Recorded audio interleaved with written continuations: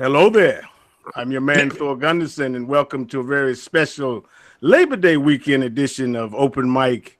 We have some very special guests here today, but first we must introduce the future winner of XM Gambit, Rodney the Punisher Jones. Stirring the pot. What's up, y'all? And always our technical advisor and mentor coach, Ryan Penny, live from the Savage Land, Mr. Sinister. That's it, man.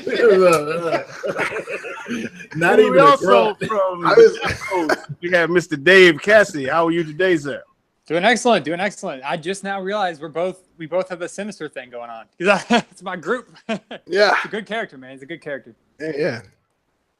And these gentlemen require no introduction. If you are in the statue collecting world, you don't know who these people are. I want to know the rock you've been living under. We have Mr. Alex Thomas, Mr. George Geo William. Welcome, RaddTitan Collectibles. Thank you very, very much for the invitation. It's great to actually repay the favor after you boys came onto our chat, and it's actually nice, probably for Alex, to be able to sit there and not have to do much but drink whiskey. Yeah. See, the Jameson is open already, sir. That's what's up. So does that mean he's pulling a Geo? What's that? Doing nothing. Doing nothing. I'm just man, I don't know what's going on. He's playing a mannequin right now. Well, Geo's the one who responds to everyone's YouTube comments. Yeah, that's no. Yeah, I mean the technical side, I leave to Alex to do because my patience is about this big. So, laptops they get thrown across the room, computers get thrown across the room. It's just not smart. The only reason I use the phone for a lot of the time when I do these chats is because it's too valuable for me to throw it anywhere. You know what I mean? So yeah, I mean it's great to be on here. I'm sure Alex will get his it wouldn't be anywhere with that. Oh, there he is. It's like, he's playing. I just had like a moment where I just shit myself because basically I just sent the screenshot to Ryan because he's a technical guy. I just got the blue screen of death flash up on my PC. It kicked me out and it goes, "Yep, we're going to restart." And I'm like, "Oh wow!" Yeah, last time that happened, I had to take my PC apart, reset everything. Luckily, it restarted and came back in. Otherwise, I would have been. Is that maybe an American-made laptop they're using? No. It's a built PC, so okay. I built it. That's the problem. Okay. Take you through a whole bunch of updates. Yeah. So, Alex, you just got back from Thailand, man. Tell us about your trip. Yeah, so I've been doing loads of traveling lately. Very, very fortunate to know quite a lot of people. So when I go all these places, I visit a lot of people. I did a whole week of geek stuff for the channel.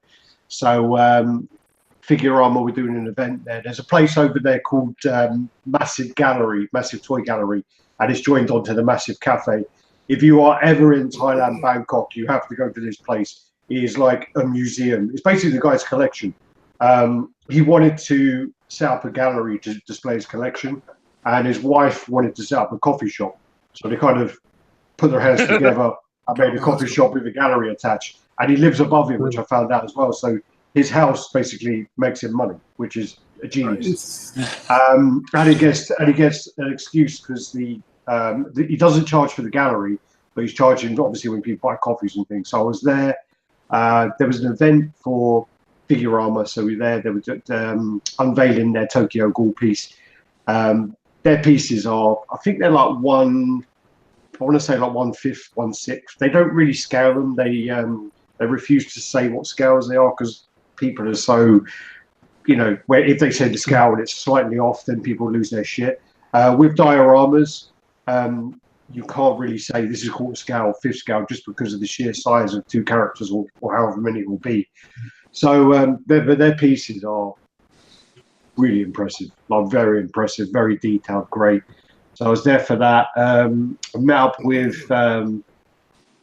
Studio Hive while I was there.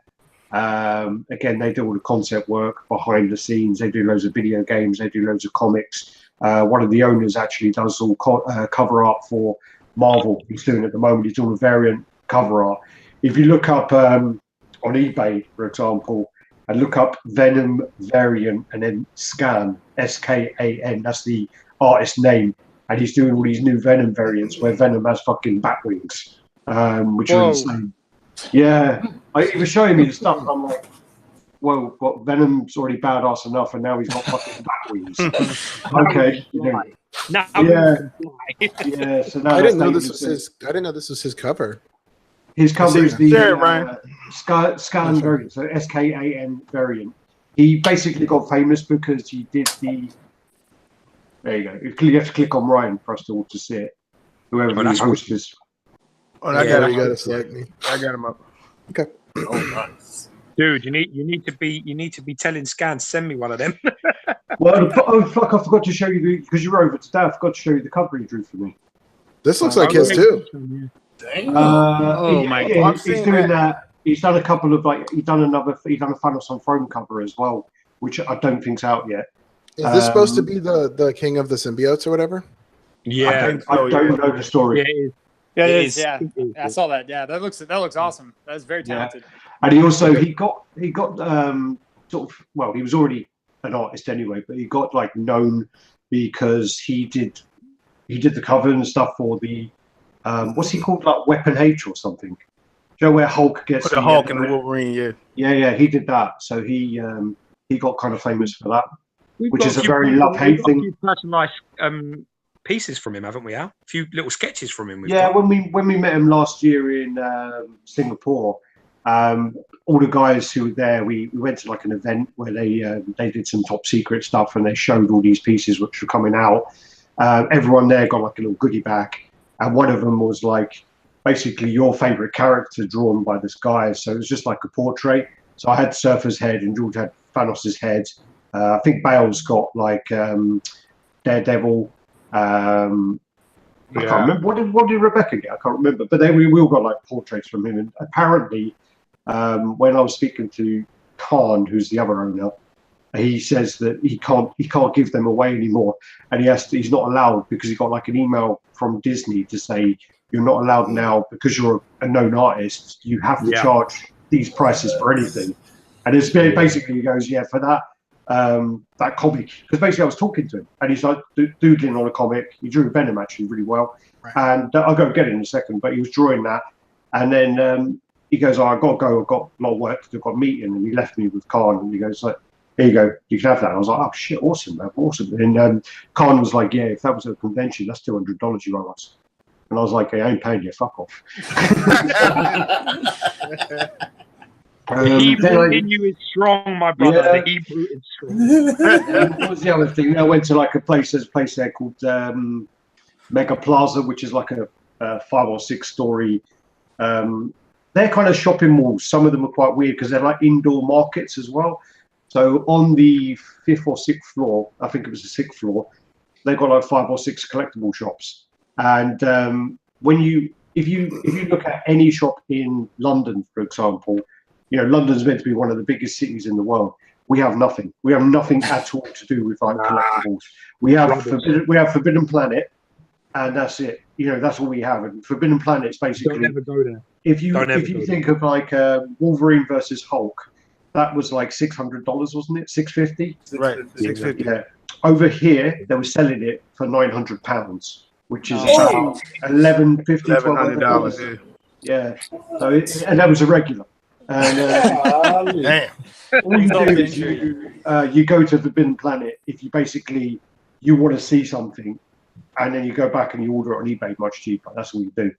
But in fairness, most of their stuff is in the window, so it's heavily faded. That's that place. Yeah. That's the interesting part. I mean, you can really see the damage that sunlight will do to your pieces if you leave them unattended. I mean, now some of them are fucked. I mean, we saw the Hulk one. That's exactly what I was going to say. That was like tomato orange. That was ruined. Yeah. First time I saw the Hulk maquette was there in the window, and I remember looking at it and I was going, "This is a heap of shit. The paint is fucked, and it's just really, really horrible. It's bad." And then I got a deal from it was Akbar, wasn't it? The guy who was up in Ellsborough. Yeah, little bro. Yeah, Akbar was saying big bro, little bro, and basically I got a deal from him. He sold me one for £330 shipped, so I'm like, all right, I'll give it a go. It was signed by Lou Ferrigno, which is totally irrelevant, but it was signed by Lou Ferrigno anyway. And then I got it in, and I was just like, all right, we'll do the review, and then we'll do whatever. I got it and opened up, and I'm like, actually, this is pretty damn good, you know. And it was just really funny. Yeah, it was really funny to see that way where it, you know, because it was a Forbidden Planet, it was fun. But yeah, so these stores over there, there's like 5 or 6 of them, and they have absolutely every piece you can think of. They have all the Prime 1 prototypes over there as well. They got loads of pieces. Then they've got all these kind of like other studios where they're making their own things. So basically, there was this big like Medusa coming out of the water, and she's got like 6 arms, and it was I don't know, an old clear resin base, and it was really, really impressive. I've done a video of that. I don't know if I posted that. I don't think I posted that one yet, but she was super impressive. You need to get my fucking Captain America up. I got a message the other day asking me how big Captain America was, XM's Sentinel of Liberty, from a guy who was going to buy it. And I said, man, check out our review. He's like, you ain't done one. I was like, yeah. If yeah, well, yeah. Well, if I open the folder, right, which says what I need to edit, there is literally now 50 videos to edit, and I'm just about to go. To Singapore, which is going to be like another 50. It's going to be ridiculous. So, if anyone wants to be my personal assistant, that'd be awesome. We need an editing assistant. I tell you that. But yeah, we need somebody. Rodney. Well, we had 2 people. We had Richard. Richard offered, and he did. I think he actually did 2. I think he did 2 videos, or I know he did like Wonder Woman and maybe the video game Joker. And then I think, as I said to him, okay, next time if you change that, do that, don't do this, don't do that, and blah blah. And then I think he was like, yeah, you ungrateful cunt, I'm not doing it anymore. So I think that's what he was thinking. Yeah, so that was that. But then, as I say, when I was in that the toy store place, the owner of Toylexy, he brought the Thanos there that they made. So he asked me for, like, you know, my critique about it, which, you know, we're quite happy to do that, to tell people how to improve it and whatever else. We won't just say it's great for the sake of it. Well, what did you think about it? What did you think about it, Alex? Because that's one that like really caught my eye from the proportions are a little crazy. So I think the problem with it is it's like any other thing like that as well. For example, we reviewed today the Chubby Wolverine, the Chubby Wolf. It's called Chubby Wolf. And Dad bod Wolverine, right? Sorry, Dad bod Wolverine. Yeah, with the burgers and whatever else. And also known as American Wolverine. Well, he looks a bit Asian. He does look a bit Asian. He looks like Sang from XM. Looks like Alex said that. Alex has said that in the review. He's just about to get on a plane and spend 5 to 7 days with a man who's capable of Bane snapping his spine when he gets over it. Yeah, but the thing you don't seem to remember or think about is I ain't posted the review until after. But dude,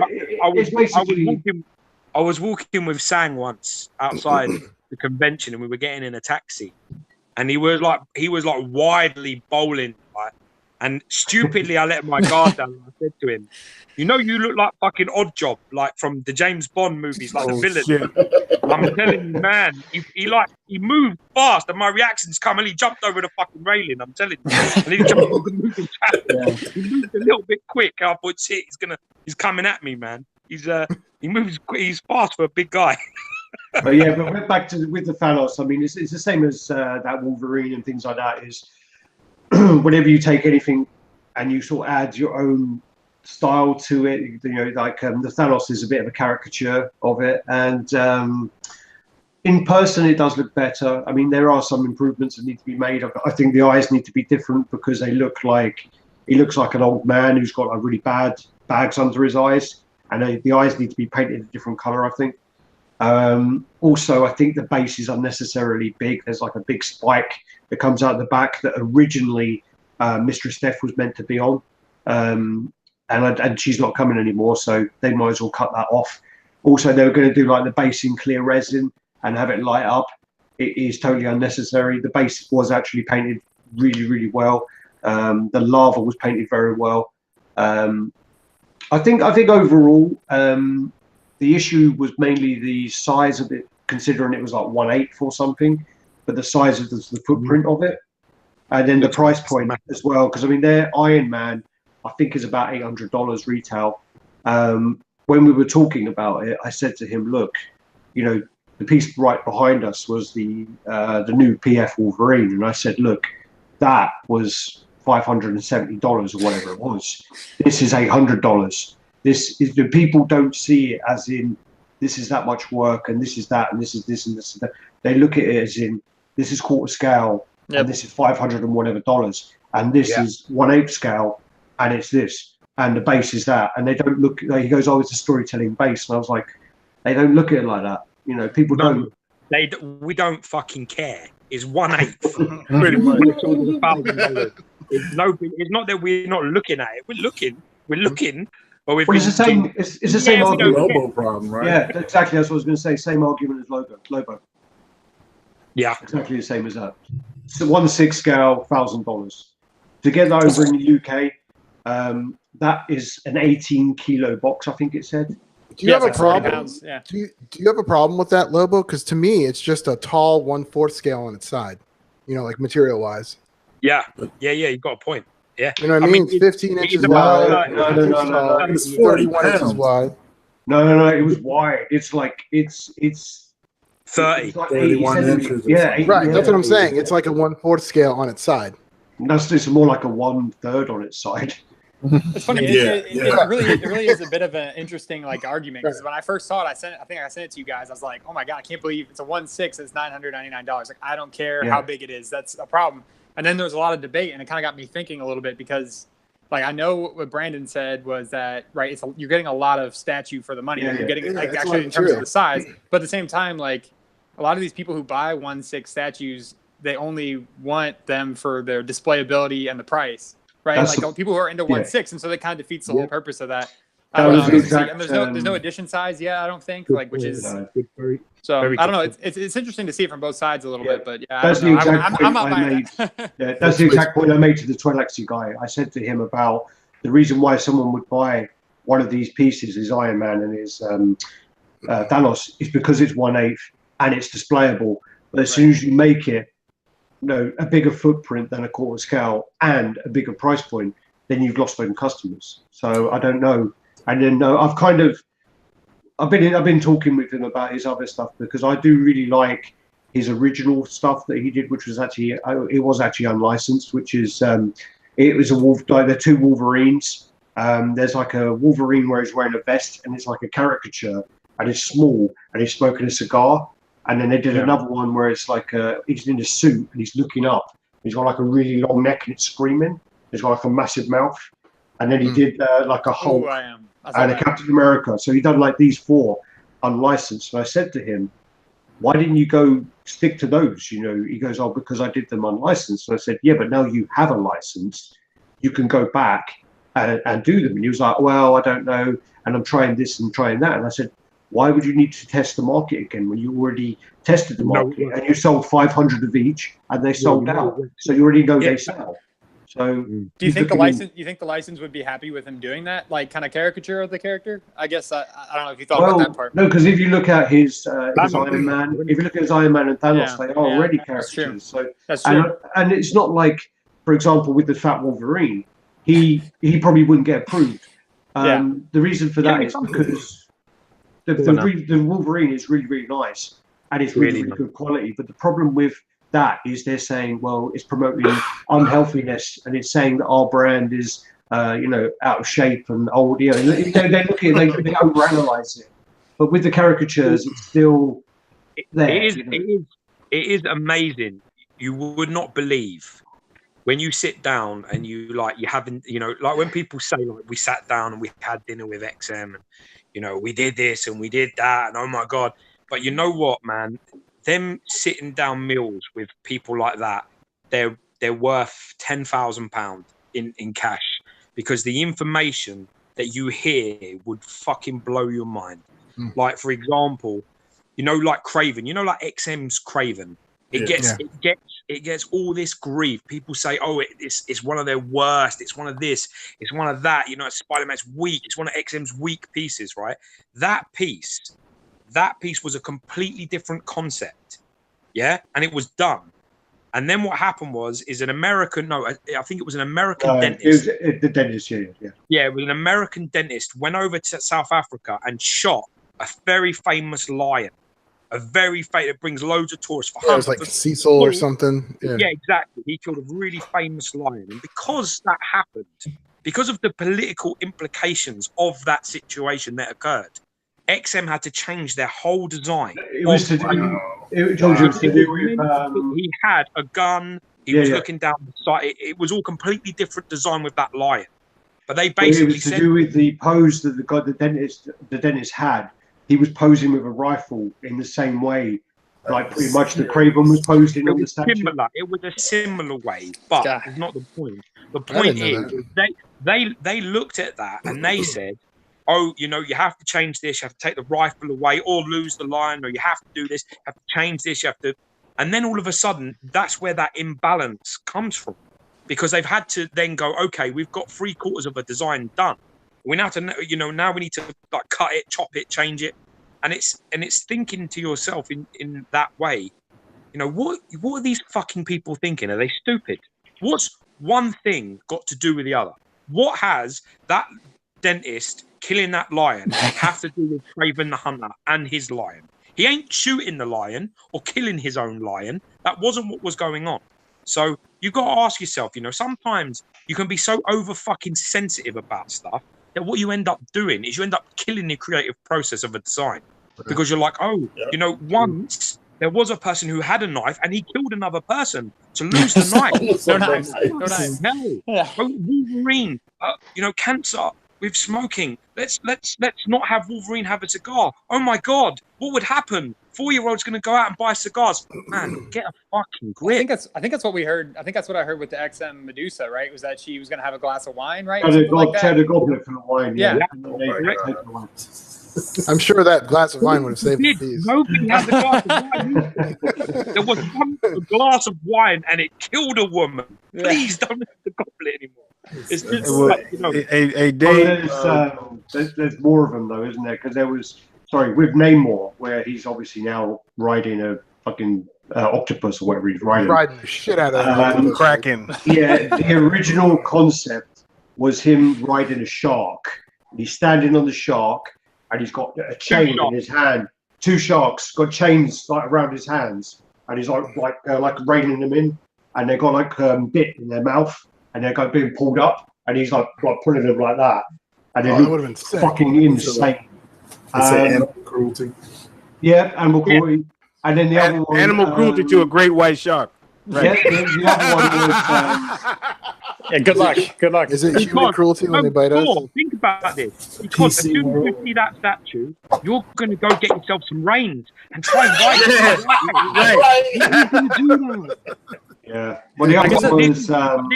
This is where it comes from. You would sit down and you talk about these things, and you think, my God, man, these are the people making decisions. These fucking people are telling you what is artistic and what you can't do, and you just think to yourself, wow.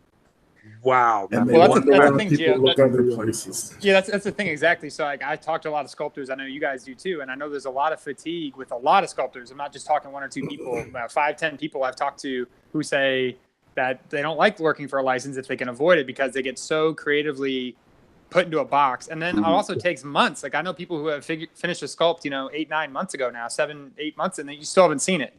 And like that's frustrating for an artist, because by the time it comes out, they're like, "This is old work. I'm better than this now," And so it's interesting, with fan art and stuff like that. The original concept that Studio Hive did for Thanos basically was Thanos standing on all of the fallen Avengers, and they said it was like Khan. It was like it was one of our best concepts, and it's one of the concepts that we. We're like, this is so amazing. It didn't even go to Disney. It didn't even go there, because they knew. They did the concept. They worked it all out. They did this, did that, and then I think there's a picture of it on their wall as you walk down the stairs. But it's there, and they never even showed it because they were like, "There's no point. There's no point." I asked him about. I did an interview with him actually about that, and asked him about the frustration about being, if you. And the other question I asked him actually, sorry, was about if you do a really, really great sculpt, really great concept, and it looks amazing, and then what happens is they go cheap on the factory, and the factory fucks it all up. Everyone says it's a shit piece, but it's still attached to your studio that you did the concept, and you'll get that name that you did that shit piece. But it's like it was actually great until it got to that area, like the 10 stages long. And it's not just XM though. It happens to everybody. Yeah, everybody. That Magneto that we're seeing now is another prime example from Sideshow. That is a very, very old piece that has been delayed, moved, pushed because of film scheduling or other stuff, or something to do with it. It's been held back. Huh? It was to do with Fox. They blocked it because of Fox, didn't they? Because they didn't want to promote. So then, when it does come out, we're all going, "Wow, man, we're light years ahead of this shit." This is a 2014 piece, man. What the fuck are you talking about? And it happens to everybody. But as long as it does happen, custom pieces and fan art pieces will always have a power. They will always have power until the people making the decisions are a little bit more clued up about what they're doing.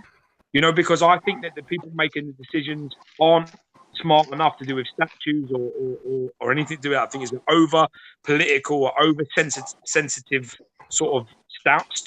Until they relax that a little bit, if you want to kill the market, if you want to kill custom market, just relax the licensed creativity a little bit, and it'll kill it. It'll do it itself. In all honesty, and everybody else, they'll kill them themselves. In all honesty, though, George, you're thinking about this from a very small point of view. I mean, we're only thinking about this from collectible statue side. Do you know how small that is to Disney Marvel? You know how much that they get a couple of $1 million maybe for that, for their licenses, but then for everything else. Yeah, but if you look at it from the same point of view as that, right? If it's small, then why be so stringent about it? It's exactly out and it's affecting everybody. Why be so anal about what you're looking at? Why can't sharks be ridden? I mean, it's a comic. It's a comic character. I like that sentence. Why can't sharks be ridden? Yeah, that should be the title of the chat. Why can't they ride? But wait, here's another. I mean, yeah, if sharks can't be ridden, why can an octopus be? Because an octopus doesn't have bones and they're not meant to feel pain. But they're considered more intelligent. They are more intelligent, but they're not classed as animals, and it's not the same, is it? Because they don't have they're not vertebrate, is it? Vertebrate? No, you're right. You're right. Yeah, no vertebrate. Get to that level, animals and animals. So like, if you say one's okay and the other one's not, it's kind of shitty. Apparently they can't feel pain.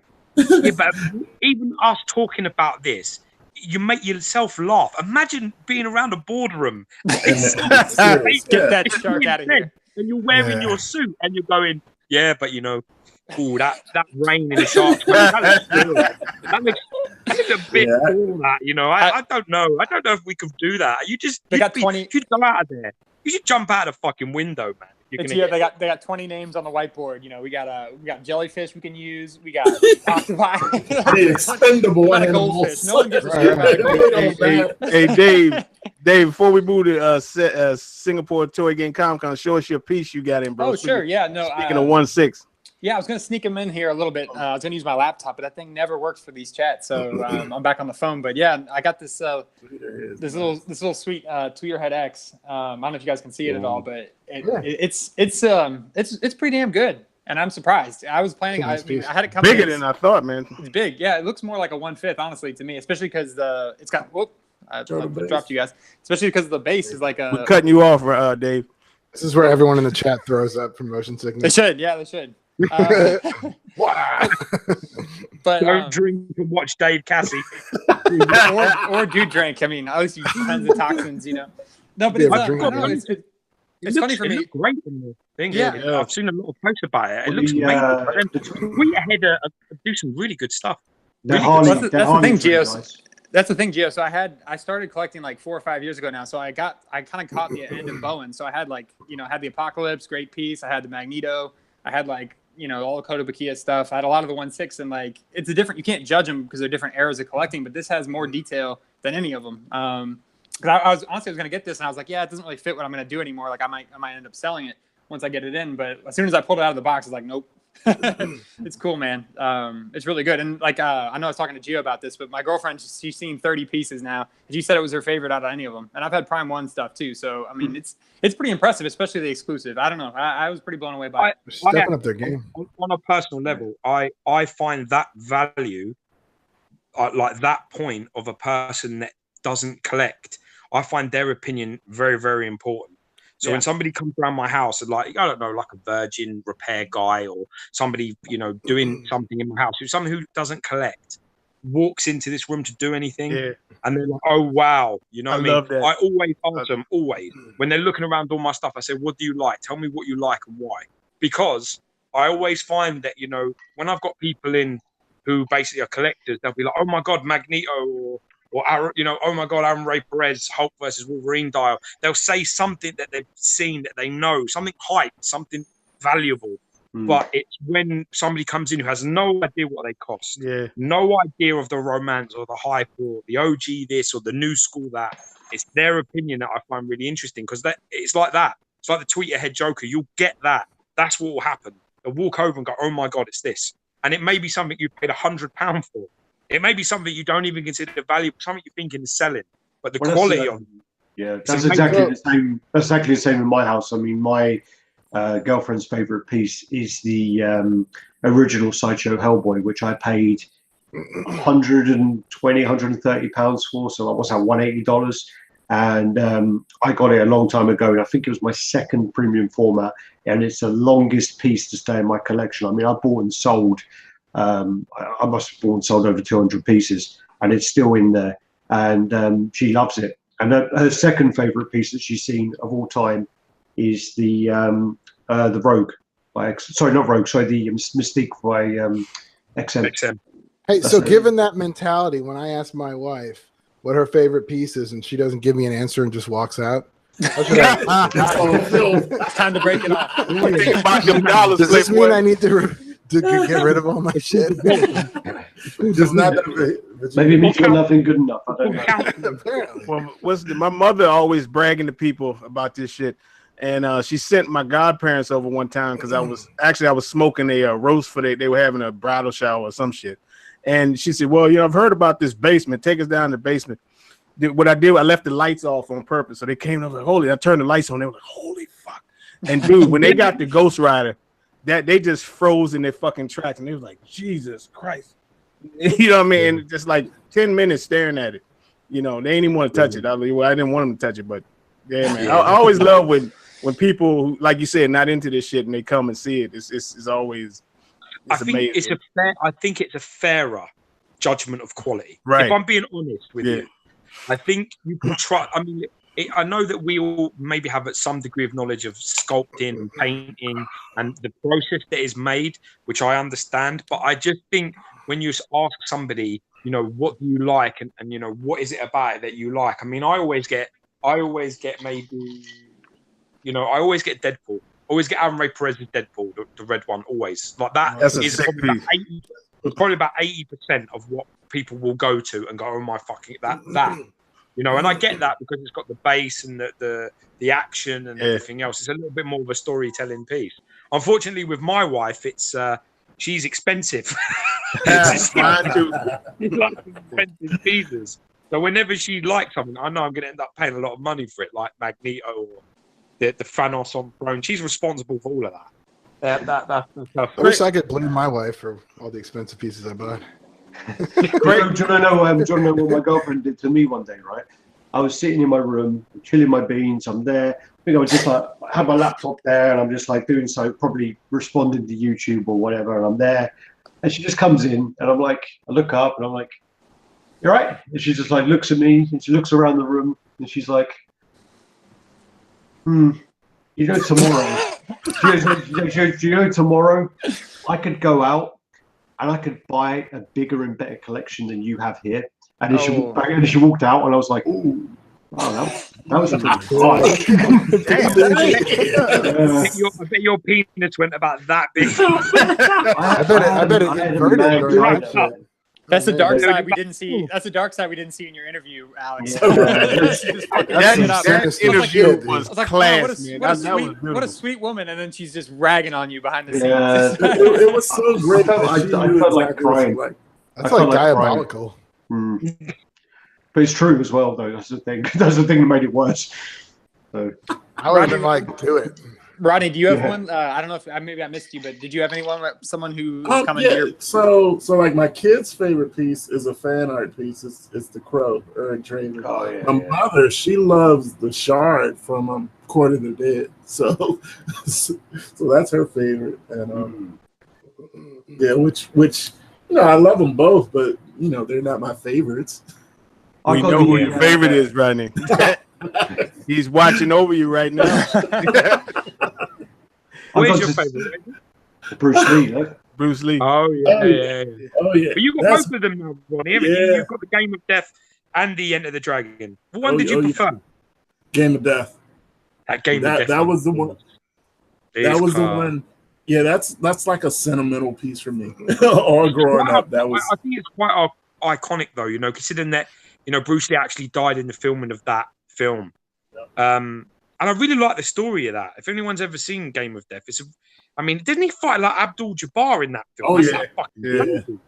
Yeah, I swear he and kicked him up into the ceiling or some shit. Because apparently, Bruce Lee actually trained Abdul Jabbar. He trained Yeah, a he lot did. of celebrities. in Steve private. McQueen, Him and James Gar- Coburn. James He trained him. Coburn, a lot of actors. James Gardner, I think was I'm one. not sure. I know he trained Coburn. I don't know about Gardner. No, Well, see, it- I remember watching your unboxing of that, man, and when you were struggling with the nunchucks, I was pissing my fucking yeah, we didn't know until after it was over because no YouTube video or anything helped. No. The No. nunchucks unscrew. Yeah, So that's how you can put it in the hand. But it was funny, the guy I bought it from, he didn't even know. So- He just left it in the box. yeah. Like Gary So I Speed. would have the When we nunchucks. when we have was- Gary Speed round, he's the same. It's his Gary piece. Speed. Gary, where does this go? He goes, I didn't even know that was in the box. Be like, Speaking of Gary sent me a list of all his pieces. Yeah. I did that too. I got bored halfway through. dude. Oh Did he send it to you too? Yeah, and I got like, Oh my god! I He told can me imagine. he say he has 97 pieces, Yeah. and then I got like messages every hour afterwards going, "Yeah, I forgot about this one." no, he sent it to me, and it wasn't even formatted. Which maybe I'm just being a snob because I was like, "Holy shit, it's like a paragraph." stream of consciousness. Yeah, Like a Yeah. wall of text. You know what? Like, You know what I love Is about he getting that Doomsday? I'm sorry. yeah, he's got the He prime is one to getting do this. Doomsday. You know I what I have love anxiety. about I have anxiety for him. Like, where the fuck? I saw you guys talking about that. I was like, What I that love thing's about bigger than he Gary, is. Right? Gary is a true, in what I call, he's a collector. If you look at every piece that he has eras. He has collected eras.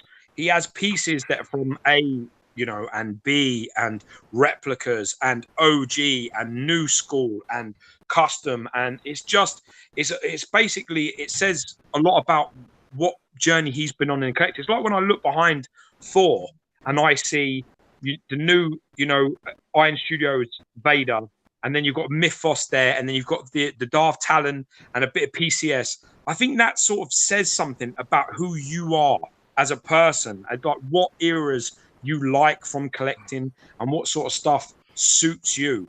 And what I find really difficult at the moment, what I'm disliking a lot, is the trending. I'm seeing a lot of people that have OG and then sell and get all XM, and then sell all the XM and they get all Prime 1 because they're the new boys on the block. And then you sell all the Prime 1 and you get all customs.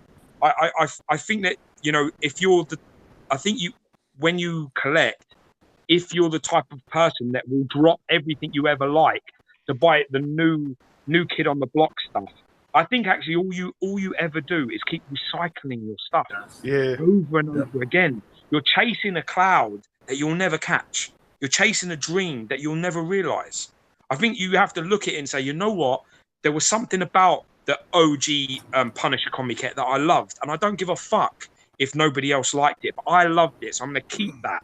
And then I'm going to get the the Ghost Rider from XM, because that was a big moment. And then I'm gonna get do you understand? Do you get what I'm saying? I really like when I go into a room and I see like all Bowen designs or all any XM. I mean, I had it for a little while. I had an overwhelming amount of XM in my room, and it really lost its sparkle after a little while. It just looked all the same style. Right. And I just felt to myself, I'm falling into this trap myself. I'm starting to fucking trend. I'm starting to go, 2017 was XM's year, so I've got 12, 15 XM pieces. I had to sort of like check myself a bit because I felt I was going that way. I kind of like that. I kind of like this, the way, that sort of looks for me. The way like Ryan's got a few bits and pieces as well. I like it when there's sparkles, there's a few little gems of time just mixed into your collection that sort of says something about, your chase. Right. Finding. Yeah. Do you get what I'm saying? I do. I love and it. if When I go to places and they got, and Gary's a true, he's a true collector. He doesn't sell a lot. He doesn't move a lot on, and he has, if it doesn't matter if it's replicas or, he has stuff from fucking all different scales, busts, all different sizes. It's all about, the times that because he's been collecting for probably 15 years. Yeah, I always wonder if you're always. I always wonder if you're always collecting and trading. Do you ever have a chance to sit down and just enjoy it? Yeah, it's a good point. I mean, the thing is I went through. The thing that I have to say as well, in my defense, is I bought a hell of a lot of pieces over a very short amount of time. But I literally would be out, and I would be bidding on eBay, and then I was setting up, like snipes to like last minute to bid. And I'd wake up like in the morning and I wouldn't even know I bid. I couldn't remember I bidding. And then like 3 days later, you've won this thing. And I'm like, what the fuck do you mean I won it? I didn't even bid on it. And then I go into this like snipe app and I see like 10 things I put on there. And I think, but also I had because our channel was kind of growing, I wanted to get things in as well that we could review. And then also that if I didn't like the piece, at least we would get the review under our belt. And, at that time, you could buy and sell things pretty easy. So if you didn't have any hassle, if you bought something in, you could sell it a week later and you wouldn't lose your money, it would be fine. So with that in mind, that's probably 1/4 of our reviews is probably because of me buying shit like that. But out of all of the pieces I've sold, and I could probably count them at one point, but it must be well over. I mean, as I said, I probably bought over 200 pieces, so I must have sold about 130 pieces or traded. Jeez. And I think out of all of those, I've only ever regretted about 5 pieces that I've sold. Venom busts, yeah. The Venom busts, I got rid of 2 of them. He sold it twice. Yeah, I got rid of 2 of them. Oh, damn. He regretted so much he done it twice. No, That was hilarious. No, the thing about that is I bought one for retail, and it was literally like, I don't know, it was like $180 or so retail. It's crazy. It was That's like ridiculously cheap. And apparently XM only made, I think it was $18 per bust is all they made on that. Damn. They I don't know if they fucked up or whatever, because it was a really small edition. It was like 200. And I bought one for that, and the other one I won on a raffle. So when people then said to me, I'm going to give you £800 for one, it was like, fuck yeah. And I sold it, I do regret selling that, and I do wish I kept one. The Mark 1 Iron Man by Sideshow, I regret selling that. But again, it was the same kind of thing. I bought it for £500, and someone literally 3 days later said to me, I'll give you £1,200 for it. So I was like, okay, I was like, I'll buy it back. I just bought it for £500, so I must be able to find it again. But once you sell it and you bought, it's weird because even though you sold it for this price, but you bought it for that price, it's hard then to buy it somewhere in the middle. I don't know. Yeah. The other one, that's really difficult. What I'm trying to think of, the Fury of the Beast, but that was very, very lucrative for me to sell that. ridiculously lucrative. Sounds like you're trying to convince yourself. No. Literally, all the ones I regret selling, I literally sold, and I got great money for, and that's why I sold them. The Fury of the Beast. The story is, if the price is right, Alex will sell. I'll sell it. I mean, I will. Everything has a price. Yeah. If you want to know George's secrets, it has a price. You know, anything. Hey, Alex, Every piece has a number attached to it. yeah, Alex, are you by any chance in the market for a Sideshow Aquaman EX? I told you this the other day. I know, I'm fucking with you. Ryan was saying that basically he wanted to sell his Aquaman exclusive by Sideshow. I said to him, you might struggle with that because it's a pile of shit. Pretty sure that's not what he said. Well, something along those lines. I never let the truth get in the way of a good story. So basically, he's then changed his mind and said, I may give it away in a competition on Gem Mint's channel. I said, if you do that, Gem Mint is going to lose. You lose. Viewers. I sent the screenshot to Gem. He thought it was funny too. I'll tell you something. I actually think that's one of the very few pieces that the Aquaman it's an X or fail piece. That X, the long haired bearded portrait and the spear arm, they're brilliant. They changed the piece because for me, that portrait, the normal one I think is really cool. I think it looks okay for straight ahead, but like you said in your review, and I think Fate said the same thing. When you look at it from the side, it's like, what's wrong with his fucking neck? I think it photographs. I don't think it photographs well because I saw a picture of it. I think on the BST the other day, and it was zoomed all the way in, and there was like saturated white lighting. What's going on with me? And he looked fucking terrible. I was like, oh no. Hey, I hope that wasn't mine. That you're. I don't know. I'm sorry, man. I hope it's not. Maybe that's why it's not doing it because my picture's not doing so well. Is You the did hook, put that in the dark room, like completely black. is the hook an exclusive too, Ryan? Or just a beard? The hook. It's actually a legit. I mean, in my opinion, it's a legit exclusive. It's not just a portrait. It's something else too. Okay. So it's like Yeah, the X is a lot better. And I the think long the X hair. looks good. It's basically like Hobo Aquaman. Yeah. I actually really like. I really like the base on that piece. I really like the water wave effect base. The fact that they've managed to capture the foam and stuff in the sort of translucent resin. It's geniusly done. It's heavy. It's a little wide. It reminds me of the problem life base. with that piece is the sort of the overly dark bottoms versus that sort of top and the trap situation is a bit of an issue. But I mean, listen, there's very few pieces. In fact, I can't think of many that we've ever seen that we've gone, wow, there's literally nothing wrong with this. It's so honest to God. There's always something. Always. Yeah. I've heard a million people say, this is this and this is that, and I've looked at it and I've just gone, well, I don't like this, and this could be better, and and I think that's another reason why, at these companies come and say, like, please, like, look over this and give me your critiques. I think it's actually handy because you got to think of the fussiest person you've ever met. Because we've had them where we've been sitting there, right? And Alex was there, and he got that Punisher. I think it's the one that Rodney's got. Yeah. The guy who owned that piece fucking hated that piece. Alex was like, oh no, it looks pretty good. This guy's like, no, I fucking hate it. Like, I hate this, I hate that. Well, no, it was more. What happened is he dropped it off at my house for us to review, and he picked up Iceman. He left us Iceman before that. So literally, he drops off the box. He's there with his wife, and he goes, "All right, thanks. I'm going to go now." And I'm like, "No, you're not, because this is covered in like customs tape, like DHL tape on it. It said that they've opened it." And I said, "You're not going anywhere until I open this and make sure it's okay, because I take the blame for this." So I opened it up, and I took out the base. And first off, he's like, "Wow, that's so shit. I don't like that at all." And he's like, "How much do these sell for?" He's literally on his phone. I'm like, I don't know. I mean, I think they're going for about £1,000 at the moment. And he's like, "All right." And he's like on his phone. So I'm like there thinking, "Hey, this ain't that bad, Maybe paint could be a bit better. There could be a bit more separation in places. The bullets could be a bit more, something to bring them out a bit more, whatever. Okay, let's put that down."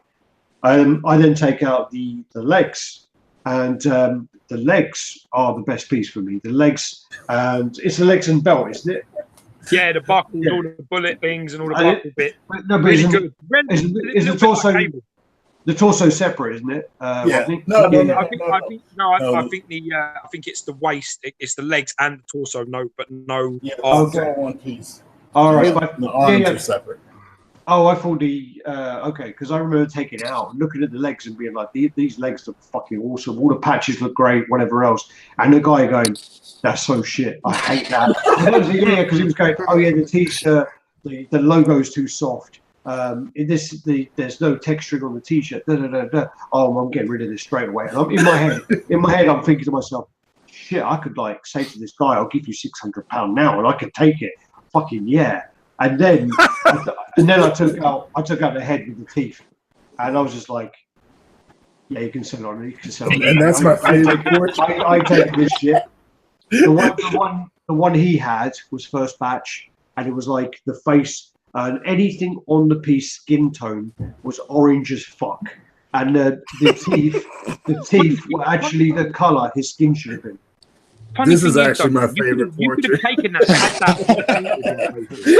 You could have repainted that and done really well, because the sculpt, the Carlissimo sculpt, is out. Carlissimo did a fantastic job. That dude's a machine. That's what I was gonna say. It's funny because we were talking about sculptors earlier, and one of the things I think would be one of the most thankless jobs is to be a sculptor, because you work your ass off on this stuff, and then you have not on our channel, Baby Boy, not on our. No, not your channel, not your channel. No, but you let. We are the fanboys of sculptors. I know you are. Yeah, I know. I'm telling you now, that Carlissimo sculpt is unbelievable. Yeah, but it went to a factory and they showed that sculpt no respect. Do you know, it's happened a lot. It's happened to a lot of people. I mean, even the XM Thanos man that I got, man, I don't know what the fuck they done with that. I don't know what they did with the paint on that. It's like they threw it at the paint. They went, here, it's a blue. And threw it. Dunked it. I mean, as soon as Ian Wilkinson brought that sculpt under there, the muscles that I didn't even know they were there. I mean, he sent me pictures. He sent me pictures of the base that he'd redone. And I said, fuck me, where'd all these skulls come from in the base? And he says, they're there. They were covered. They were covered by paint. I said, you're joking. I had about 6 more skulls each side. I said, are you serious? He's like, yeah. I was like, wow. I mean, if you send it somewhere and they don't show no respect in the factory and they paint it, it's like, mate, you lose so much. And it's kind of like special. It's kind of like someone who writes a book, right? They write a book, they got the source material, and then they get it made into a movie. And like, you know, what, 80%, 70, 50, whatever percent of the time, it's fucked up. Like it's something you work hard on. And I know some of these sculptors, they put in a lot of time and effort. And like you said, they can actually get texture into the sculpt that gets covered by layers of paint. Like if it's finite texture, it can actually get covered. So we spoke about that today, which was it's something that's very obvious when you hear it, but when you before you hear it, you don't really think about it, which is where you have to think about a sculptor's side.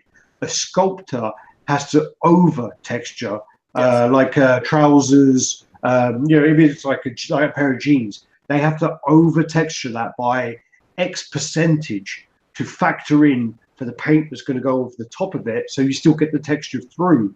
And when I heard that, the moment I heard that, it was like, holy shit, that is like the most obvious thing ever. But wow, you know, it was like something like the moment of like mind blown. Yeah. Even though it is something really obvious when you hear it out loud, but at the time you don't think about it, you know, until you hear. Yeah. I've got to be honest, until I repainted the Thanos, the only piece in my collection I've ever had repainted, but until I didn't even have any idea of how alive things you could make them look. There are so many things under that, in that sculpt, that's hidden by a poor, cheap Chinese factory paint job. And if you don't do it right, if it's fucked, and then there's you know, you don't even believe it. I mean, it's really shocking. I mean, today there's a load of that Terry Bogard jeans that Connecticut's have managed to do. They look like jeans. They're the texturing is stunning, really, really stunning. So we have to say on the video, you have to make sure that this is not lost in paint. We can't lose this because it's so nice and it's so good. You don't want to lose it. It has to be there. The funny thing with this Punisher as far as the one thing I would change the base. Before I would change the paint, I would change the base. That's for me, like the original base. You've got a later batch though, haven't you? See, I think it's tan just like everyone else. I don't think the batches are different. No, there's a tan because mine is number 60. There's a tan, and there's like having so much fucking carotene in your body that you're like fluorescent orange. I mean, this guy, he was like bright orange. See, this isn't orange. This is tan though, so I don't know, but because the original base was a car flipped over. And I think that would have brought out a lot of different colors. I never saw the original, I don't think. But I think what happened with that project is Henry went really, really cheap with the casting. And basically he went cheap with the casting and he had all that big issue, didn't he? Where they got some back and forward and whatever. Apparently they're going to make more behind his back or whatever. But I don't know, that seems to have died down. But with that piece, yeah, I think he saw this is going to cost me a lot cheaper to go this way. And I think he did that on that, and that's kind of where that project failed. Sometimes on your first project, you try to fail for some people. You're gonna do that. But I don't think there's an issue with the base though, Rodney. The base we saw, if it was repainted, the sculpt and things on that, it would look fine. It was just anything skin tone was fucked. Yeah. The funny, like I'm saying though, the thing is you get these sort of things with projects, don't you? When I first started collecting, I wanted to be first batch. I wanted to be the first one to get something. I want the first one. Yeah, come on, get me. I want Lobo first, or anybody else. I could do a video of it. I can share it. Blah blah blah blah blah. Listen, trust me. You don't want the first. You don't want the first batch of anything you're getting. Avoid at all costs that instinct to be the first person, because the first people, they're the guinea pigs getting fucked. Trust me. You're the 10 audience standards. If you turn around and you get it in and you're happy with it, I mean, look at the Iron Man Mark III, for example. Look at that now. You got people that the first batch people got it in, and they're like, "Wow, this is like the mud is wrong, and this is wrong." And then you see these pictures now, and they're coming out, and they're crazy. They're crazy different and look amazing. That's embarrassing how different they are. It does happen. If you're the first batch, man, it's you are the guinea pig. Be under no illusion. XM, they send all their first batch stuff only to Singapore. Never goes to the US, never goes to the UK, it never goes anywhere. It goes into Singapore collectors. Why? Well, because if there's a problem, we can collect it, we can sort it, we can take it back. XM never sends to America or anywhere else to just resellers. No, but I just want to point that out to you. The first batch always goes to local people that they know. Always. So the test audience is cheaper to fix and rectify then and there. Not people that it goes to all the other guys and it goes all the way over the world and it's like, oh my God, you need to ship it back. It's very expensive. It's not cost effective. So that's how that works. If, for example, Sideshow sends you something, you're the first batch. If it's fucked, it'll be fixed later. Like Victor Rosario. Remember his Thor? Yeah. He was the first one to do a Thor premium format review, the one where his arm is out. It's out and he's aiming. Modern. He did that review. He didn't have that extra piece in the base that kept it up. He didn't have that. So his piece was going to fall on his fucking face. That's the 10 audience. He went, oh my God, this is going to fall over. This is a problem. Victor Rosario is the reason that all of you lot who have the modern Thor premium format have that extra bit on the base. He is the reason. If he didn't say it, and he didn't notify people and tell them what was going on, all of you would have a fucking Thor that fell over on the Hey, let me do a shout out to the chat real quick. Yeah, check the chat there, man. So I just want to say what's up to Martin Spice, Brian O'Rourke, Cat Dad 776. Cat Dad. Cat Dad is Michael. I never know his surname. Okay. We got Vassrod, Jeff Morris, Jem Mint, Gary Speed, Paradox Nerd, PJ, Vegeta GT, Red Hood, Spanish Heart, Tack, which is Taylor Alexander Cassidy. We've got Suited for Gaming, got Master Pizza, and Master we have Pizza, that's a nice name. Blake 1980. It looks like we've got like 3 of our mods there checking to make sure the George and I behave. What's going on? And add Gabriel Ross. No good here. Hey, we've got a couple questions. We got a couple questions for chat. That's Rod is one of our mods. Go. I don't know if you guys know that's Rod, but that's one of our mods. Run this shit. So, Spanish Heart asks, shit, I lost it. All right. Spanish Heart asks, any regrets about PCS Liu Kang, Alex? I thought that was a trollish. I thought that was him. Well done. You're going to be removed from our YouTube. And, it was nice knowing you. Okay, we've got another anyone one. Anyone who doesn't know, I have a real hate towards the PCS Liu Kang piece. It took us a year to post the review because I really wanted to sell it.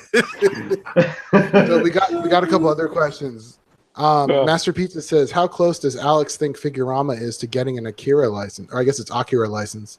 Yeah, well, I vaguely recall something on Prime 1 where they were looking into it as well. So I think with both Figurama and Prime 1, if Sideshow got into the mix, it's definitely going to be one of the Japanese companies who are going to get that. I would think so. I reckon both. I reckon, in all honesty, the way licenses go now is, it used to be everyone had an exclusive license. I just don't think that's the case anymore. And I think that now, if you get a license, 3 other people are going to get a license behind you. So I think that with the pieces Figurama are putting out, I personally think their diorama style is a lot more suited to the Akira piece, and I think that their paint is much better and suited towards that as well. Prime 1 paint is always super clean, and their pieces are super accurate, but their paint is always so flat for me, and it just fails a little bit. But I thought that was really with just the Arkham line, right? It's the Transformers line. So for me, I've seen a hell of a lot of Prime 1 pieces. I even find the Witcher line is a bit muted as well for me. And I think that there's something on there that could make it. I know it's really hard because I think, as you say, the Arkham line is a very dark, dingy game, which is very dark, dingy. Turtles, they live in the sewers. So with all those, that it's just that if you had them, the way I look at it is as if I had it in my collection, they wouldn't stand out. They would literally blend in. But then I guess their guts pieces are pretty damn epic. I don't like the bases on there. So busy. So, 1/3 I like, but not the 1/4. I don't know. I like the. Is it called the Berserker armor? What's it called?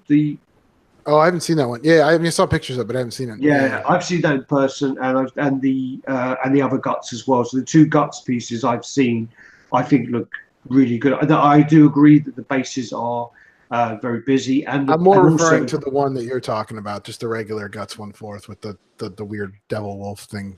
Oh, and then they went and made a fucking bloody exclusive, like the money grabbers they are. But anyway, we won't go into that. Shit on the chat about that. Wow. So, and then the femto and whatever else. But sorry, go back to Akira. Sorry. I don't know how close they are, but I do know that the owner is super, super passionate about Akira. It's his dream license. I just did an interview with him, and it's his dream license. And I do think that he has pretty deep pockets as well, and he's based in Japan. So it never say never. They just I think it was a 35th anniversary recently. So maybe or maybe that was actually. The longest answer to a question award goes to Alex Thomas. I'm sorry that you feel fucking work tomorrow at 6 a.m. Jesus Christ, don't ask him another question. So you feel like you just want your big fucking purple head on this chat, and you want to get your fucking round, fucking purple dick-shaped head. Go fuck yourself. All right, so another question. This one's actually from me because you guys were talking about sculptors. And I am a Prime 1 fan. I mostly I lean toward the Justice League New 52 and the Transformers lines. But the one thing that has annoyed me with them is when we were talking about sculptors, is does it annoy you guys that Prime 1 doesn't really highlight their sculptors on their website? Big time. Big time. I don't understand why they don't do that. I've mentioned that several times but then again, Sideshow do, but they only really name the head sculptors. There are a lot more people involved. I thought they named a bunch of them. Oh, okay. You're saying there's more but there are a lot more people involved in things. I mean, like you literally have someone sculpted a fucking hand. Okay. And they'll spread it out. Other companies do it as well, and I think that in this kind of industry, I mean, we've been in it 5.5 years, maybe whatever. But I think the kind of first company who did that was really XM. I think XM really pushed out saying who their sculptors were. I think Sideshow did it before, but they only did it really for select people.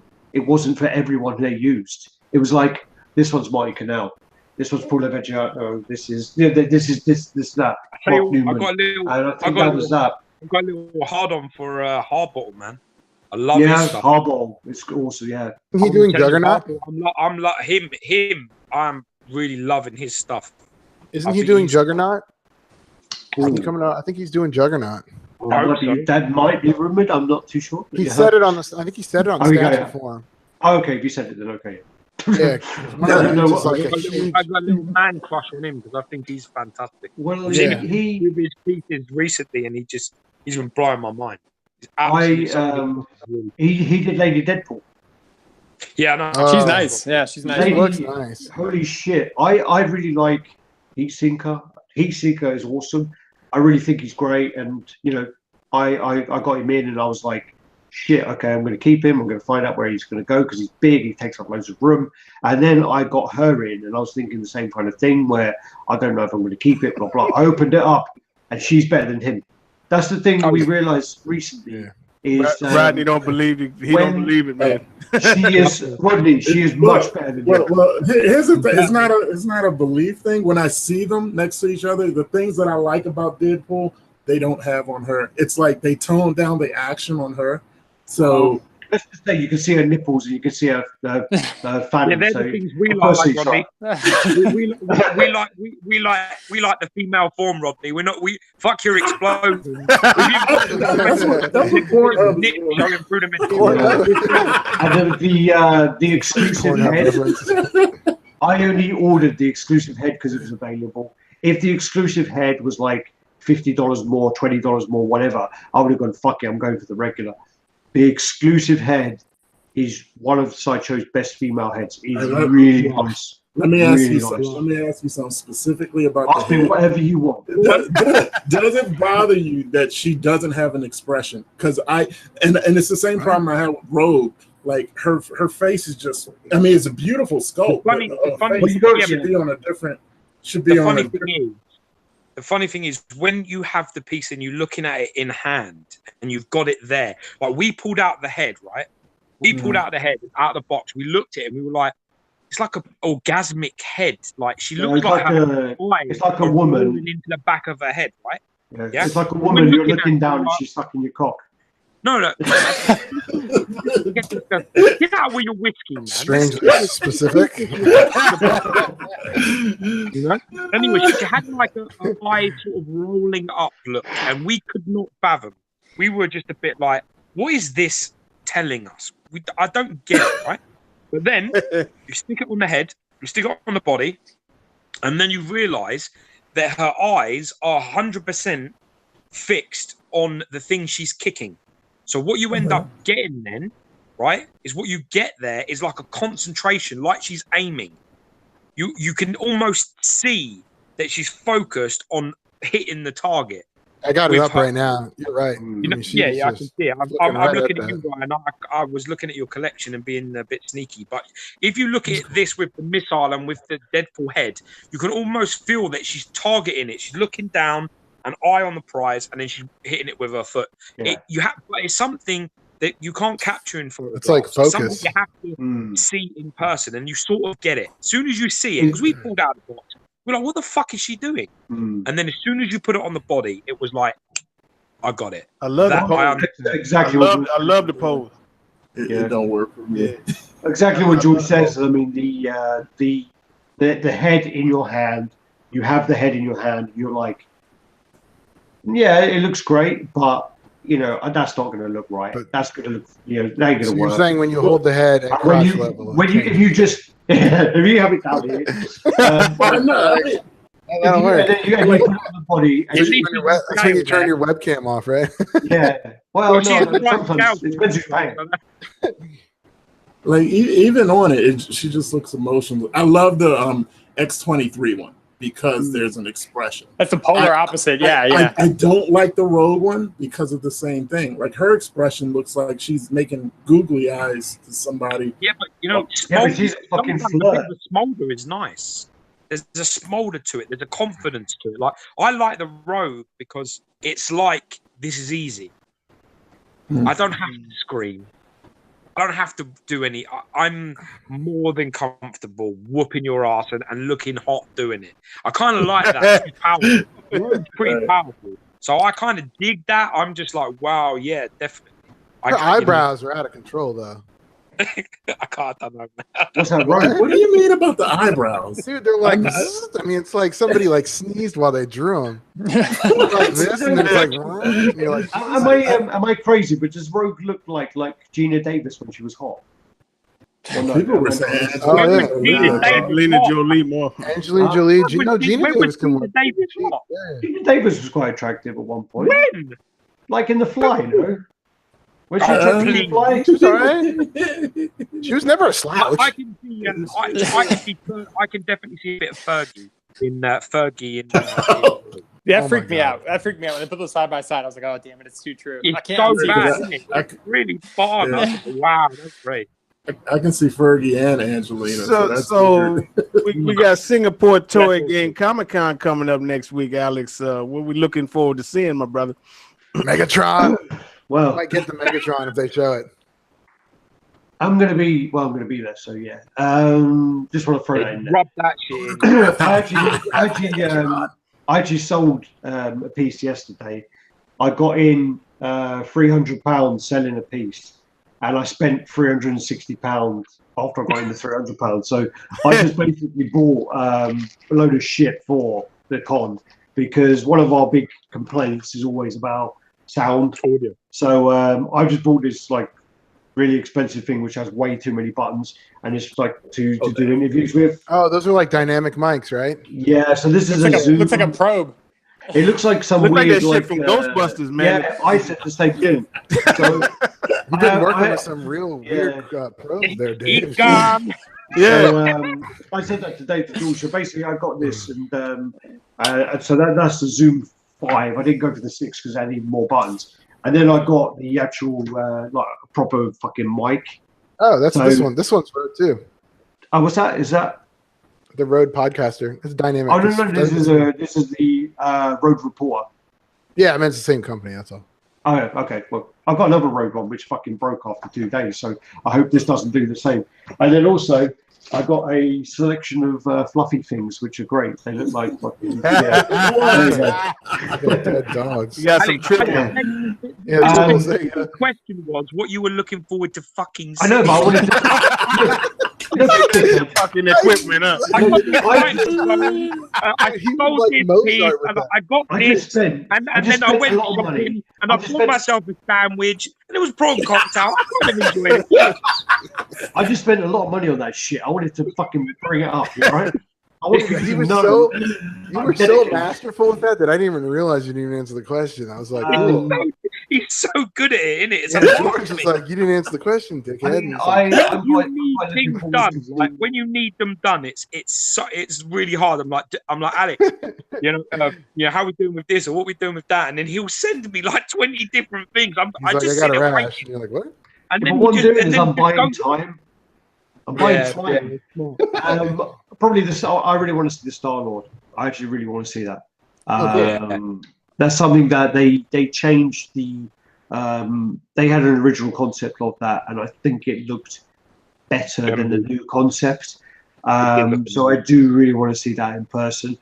I know of another line that they are doing. I don't know if they're going to be showing it, so I'm hoping to see what that looks like in person, because it's I can't tell you what it is, but it's something where they're doing it in quarter scale, and it's like something that I always envisioned to be like 6 or below.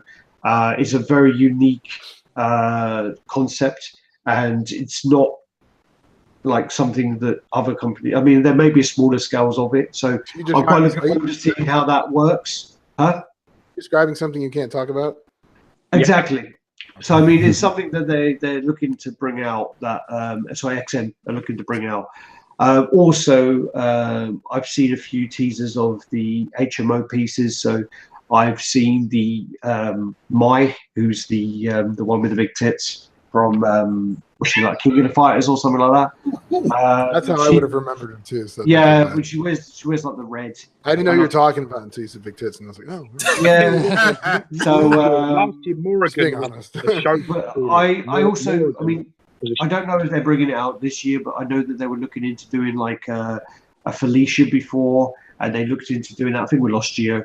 I think he got bored of me. So they were doing like a Morrigan. Oh, I thought you were froze for a second. Yeah. So they did the Morrigan, which is phenomenal. And really I think the next one's Felicia, and I'm hoping that to see that if that is there. How fast do you think she's gonna sell out? I know Morgan was quick, and I know Felicia with her. I mean, she's gonna go fast, I think. Yeah. Well, the thing is they've had a really. I mean, they haven't released a lot in the last year.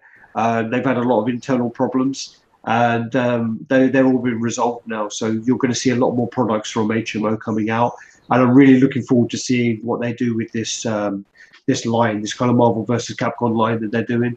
Cool. There's a possibility that they may carry on the Marvel versus Capcom more detail with some character. Yeah. But I'm hoping that they announce that. I'm going to do an interview with them, and I'm hoping they fucking do it on that. Well, you know, Mufuzal's a great guy to chat to, and if you know him and you've seen any of his work, he did the Pewter Thanos recently that's gone crazy. The fact that, you know, the Pewter one, that's the 24 karat gold Thanos and all that, it's very popular. It's gone crazy. But, I mean, he is an incredibly talented artist, sculptor, and you know, I've got to say that some of HMO stuff was really impressive. It was really up there last year. So I'm glad to be seeing more of their stuff coming. He did the XM Widow and the Daredevil, didn't he? I think. He does a lot of Iron Man. I mean, he did the Imaginary Iron Man. He did a load of XM pieces as well. He's done so many things behind the scenes. He does loads, and obviously he has his own company. He is like one of the most chilled out, relaxed guys you ever meet. I mean, when we saw him at the convention, I saw him the year before, but when we saw him like last year, George met him, and that George is like, he's like a fucking like a cool jazz singer. You know, he wears his fedora. Yeah. Such a cool guy. This guy going in his demeanor as well. You know, he's just you just when you meet him, he's the type of guy. If he asked you for like money, you just give it to him. You just be like, "Fucking take it." Here's my wife. Take it. He's the same guy. He's just a really. What's the name of that when you give your wife to like the king of the? But he's you're talking about cockholding. It's funny because we met him and we met the other fucking arse clown that was working with HMO at the time. And he was the fakest, big-headed fucking car salesman prick. And he was like, "Oh, is that the Zimbabwe guy?" He crawled right up our arse within 5 seconds, and we just felt like sick. I walked away and I said, "Alex, that guy's a fucking idiot." And he was just like, "Yeah." I said, "Just stay the fuck away from him." But Mufuzal is one of these guys, man. You know that is full of integrity, real honest guy, hardworking, chilled guy. I really enjoyed speaking with him, spending time with him. Actually, it was very, very humbling experience. I like meeting people you think shit. You know what a great guy. Didn't B Mother and Gina? And then George, I think, is doing an interview with him on Monday. George from MCE. Mm-hmm. They are. So that's cool. He's going to get a lot of spotlight. I hope he gets as much coverage as possible. He deserves every bit of like coverage he gets. I mean, but while you're name dropping and saying that they're all doing these interviews with him over the internet thing, I just want to say that I will be interviewing him in person. Oh, you just wanted to get your on Monday, I will actually be going for dinner with him and his wife. I just want to throw that in there as well. You know, like mic drop. You could do your online interviews, but hey, you know. Well, look, humble. RaddTitan is so humble. Touch. Do you think we can expect any new XM Star Wars reveals? Because that's what your boy really needs to see. Oh gosh, that's serious business over here. Why did their Vader suck so bad too? Jesus. Gunderson, I heard you have a big mouth. Yeah. I'm joking. Gunderson saying, "Yeah, Alex told me blah blah blah blah on a live chat." Yes, well done. Oh, yeah. Oh, don't worry. Don't worry. Usually I'd come out with that shit. I'm the one that gets it. Don't panic. Well, no, what that was basically, I don't know whether there was like kind of doubt on a piece, which is like the General Grievous. I mean, it was just too big, and also, I mean, it was pretty damn epic, and it was big when I saw it.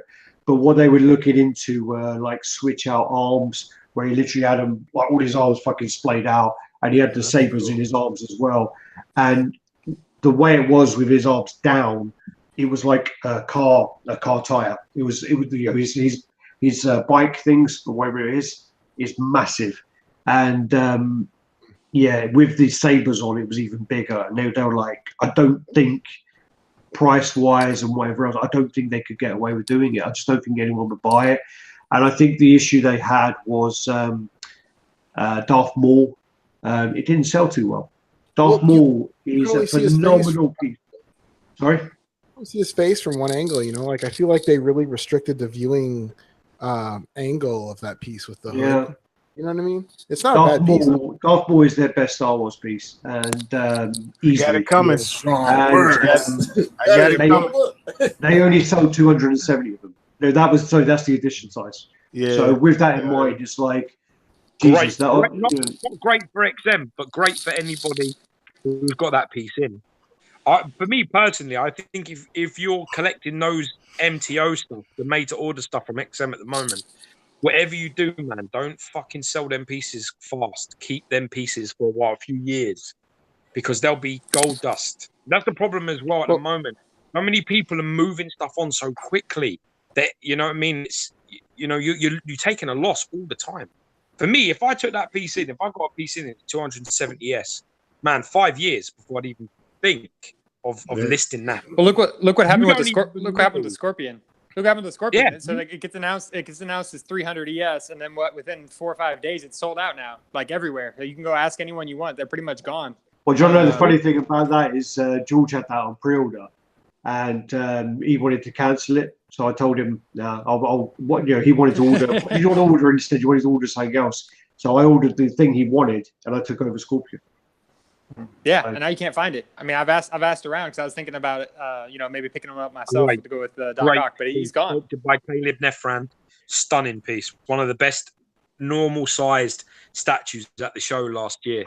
Yeah. Very, very, very impressive. I'm not even a Spider-Man fan. It's one of the only pieces you could justify buying two of, really, because the switch outs, and they make it so different. The classic and the modern switch outs is like there's so many parts to change it, and even the whole fucking tail. He looks totally. He's got switch out head, switch out tail, switch out lips, hand. So up to sort of the elbow, and then switch out leg thigh plates that change the armor completely. So he is one of the most. If you take that piece and you just switch it over, it's a different statue.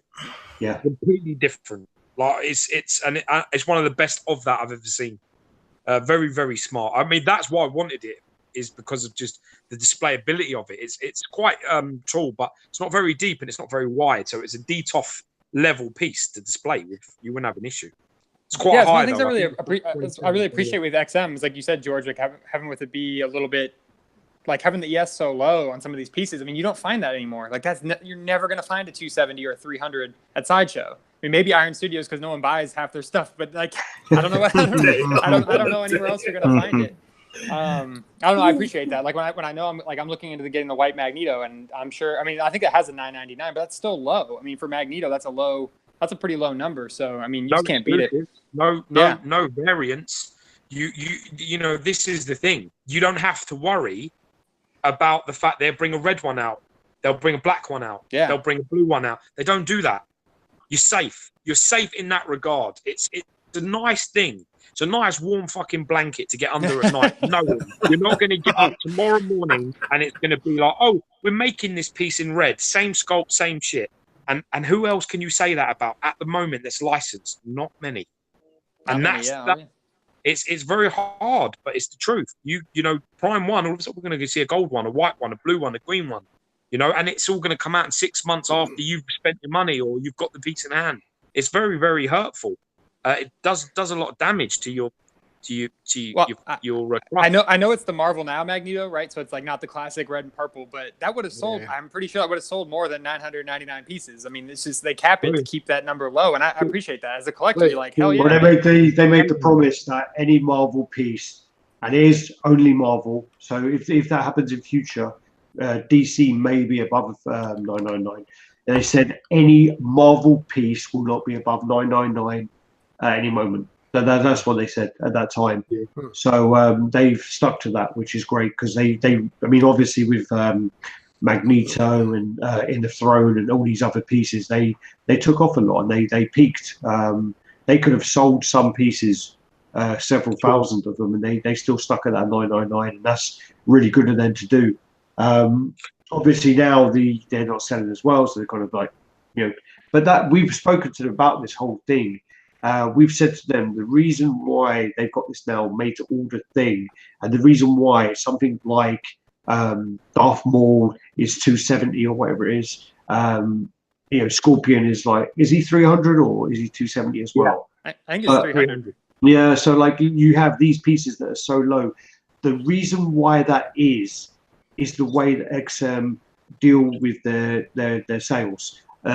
They sell pieces, which is fine. They sell them to distributors, which is what they do. But the thing is they have these people who are distributors who resell them. And the thing is what people need to know is these people make a lot. They make good money reselling them or doing whatever they're doing. They make a living doing it. So basically, you know, XM will sell a piece to them or a distributor. You get a discount of X, which I won't go into prices. You get a discount of X. What happens then is they'll make out like they're your friend. They make out like we're going to queue up all day. We're going to be at the convention and we're going to be in line. If it's an event exclusive, that's different. Exclude that from my conversation. If it's Transformers, exclude that. And if it's busts, exclude that. But mostly any other piece, so like any Marvel quarter scale, whatever else that's not an event exclusive, they will buy it wherever. And they will not queue up for it, but they'll make out like they're your friend. They're in line. They'll charge you an extra $100 or $200 for it. And what will happen is when the demand starts to take off, they then force like slow sales and whatever else, and say like it's selling out. They'll then start going. Now it's $14. Now it's $15. Now it's $1,600. Whatever. They're making now a real wide bracket. Then because Singapore shipping is one of the most expensive shippings ever. Like they're so expensive. So basically to get something shipped from Singapore is really expensive anyway. They'll have a contract to do that. And what they'll do is they'll go, oh yeah, all right, what we're going to do is our shipping is X. But they'll add another fucking $50 on there, whatever they'll add on there. They'll do that. Then, you know, so you're paying this really big markup on a piece.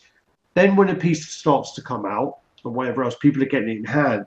Collectors who don't want it anymore, they sell it cheaper sometimes. But what happens is the actual resellers will have 5 left over, and they'll go there because there's such a high markup. They can drop that price by quite a lot, and then it creates like a false like value of the piece. So the value will peak at like this price, and then it'll go down. But the thing is if the piece has never been in hand, the piece, you know, it's created by these resellers. and that fucked up their whole market, I think. So look at it this way, right? If I have a statue and the retail value of the statue is £100, right? But I can get it for £50, yeah? Then my markup, my percentage is 50%, right? Just as an example. That's 100%. Yeah, that's 100%. So I'm getting 50% off, right? This is just an example, Okay. right? If I am getting 50% off, but I sell it at 40% off, I'm still making 10%. I'm still making money. But you've bought it at a really low price. And when we are searching and looking for these statues, they're coming up fucking cheap.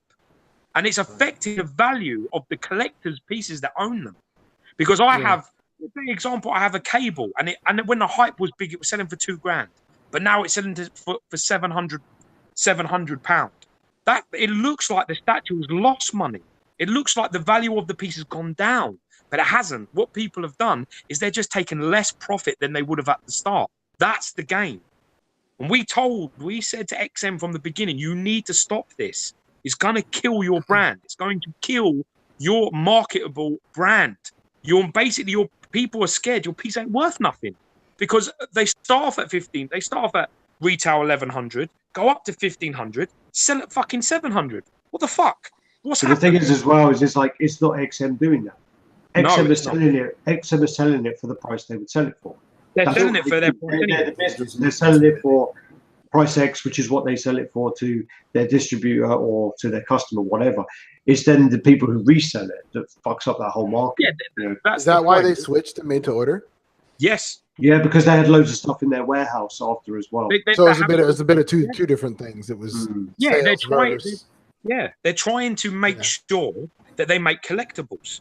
XM want to make collectibles. They don't want to make mass stuff, and they don't want to have a warehouse full of extra stuff or loads of sellers with lots of stuff selling them for cheaper than they should, or even taking a loss. Don't get me wrong, sometimes these people may take a loss just to clear the stock, but the point is that we know as collectors that it's a little bit like the stock exchange. One day your statue is worth 1,200, the next day it's worth 700. You think, fuck me, what's happened? And that's how it affects everything. It affects it all that way. So you've got to be careful, because if a pattern starts emerging, the XM all of a sudden is their pieces are not selling for profit. It looks like their brand is suffering. It looks like the value isn't there. But this is the problem. This is the transparency that's difficult to show. Is about what people are making on top of everybody. Sometimes they're making a lot of money, sometimes they're making a loss, but that fluctuation is dangerous, and that fluctuation only happens when you have too many. If you don't have too many, you can control that. So if you deal with a made to order, so you know that only the collectors actually get in the piece, then it protects you. So if I say, okay, I'm making a Scorpion and it's a made to order number and only 250 people order it, all right, I'll make it 300. Or I'll make 450. It protects you. If you do 999 on everything, but some pieces, XM do make a lot of B and C list characters. Well, the reason why as well with the made to order now it's being done is because people aren't willing to order on day one. People are willing to wait because of that false economy. Because of that markup at the beginning, they're willing to wait until it gets in hand. Because if you look at something like XM Thor, do you know how cheap you can get that piece for now? Yeah, I bought it. That piece is fucking massive. That piece is a huge piece. It's not terrible. Collection. The unmasked, unbearded head is fucking dreadful. The unbearded head is really, really bad. But other than that, it's a fairly decent piece, and you can get that for like $500. And that's pretty decent. I think the whole market has something to say about this, because when I started collecting, for example, there was one Venom you could buy that was like 1/4 scale, which is kind of 1/5. It's the Comiquette. There was one, and if you wanted the Venom, that's the one you got. And so that guess what? People could mark it up exactly. They go, hey, I've got this piece. It's the only one you can get, and so you're like, all right, well, fuck, I gotta get that one. And now, then since the last 2-3 years, XM Venom, then Sideshow pops up another Venom, and now we've got fan art ones and all that. And so I think that saturation is really affecting it too, because of course. Yeah, 100%. Whatever, I'll just go get 2 or 3 other pieces somewhere else, and because there's so much coming out. Well, there was a point where that Venom, the exclusive Venom, genre or character, that Venom was selling for like $2,000. Yeah, Yeah, that's fucking ridiculous. That piece is not worth $2,000. I mean, I like it, but it's not worth that much money. And that's the thing. Funny enough, I asked that guy from Hive. I asked him about that, and Venom was the example I gave as well, because it was probably like a 5-year period minimum. Yeah. Where Sideshow Venom was the only quarter scale Venom you could get. You could not get anything bigger than a 6th scale other than that Sideshow comic kit, and that was it. So yeah, that was funny. I always felt like XM had to do this or go worldwide. They either one or the other. Yes. And since they're not doing worldwide, they got to do made to order. I heard a rumor that they're done with it, Marvel. Can anyone squash that? It was literally a rumor. Yeah, I think that's BS. I mean, sounds like bullshit. Like, why would they do that? Marvel, you have to remember that Marvel is like bread and butter. Marvel will make you money no matter what. If you get, that's why companies like Sideshow will release, Spider-Man every 3 years or whatever, they're 2 years, whatever they do. Those characters just make you money. They they're easy money. And the Justice League. The only problem is, since Disney took over, there are a lot more restrictions, and it is very, very difficult to get things approved. But it's still easy money, and it's still, you have to remember that most of the companies out there, the reason why they're on the map is because they made Marvel products, other than Prime One, obviously. But then again, you look at Prime One, and their best products are probably their Marvel ones. So anyway, that's. Really? Yeah. I think their DC ones are really good. I like their DC too. The quarter scale. The Hush is a different planet. The Hush is almost like a different company. Yeah, I was talking to 1/4. Yeah, you're right. The Hush line is really fantastic. The Hush is just fucking nuts. The whole like all of them. All of them are very special. Their core scale 2099 is one of their one of their best pieces for me. I love it, but I'm biased because I got it. But yeah. Yeah, that Spider-Man was tempting. That's a quick question. So we're talking about Spider-Man. We were talking about XM and what we might be seeing. Do you think we're going to see an updated XM Spider-Man? Because we are. Oh, okay. Or you think? Yeah. So? Well, they changed it. Basically, they made the base smaller, and they made it a lot more. They made the pose a bit better because his body was a bit, I think, twisted a bit weird. So they did make some adjustments to it. I think we'll see the new version of it at Singapore Toy Game Comic Con. I think. I know we will, but anyway.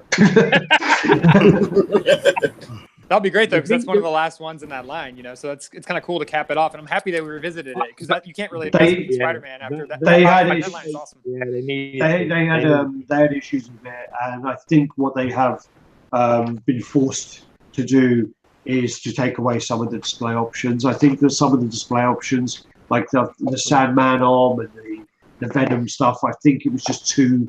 It just made it too big, and it made it too hard to ship as well.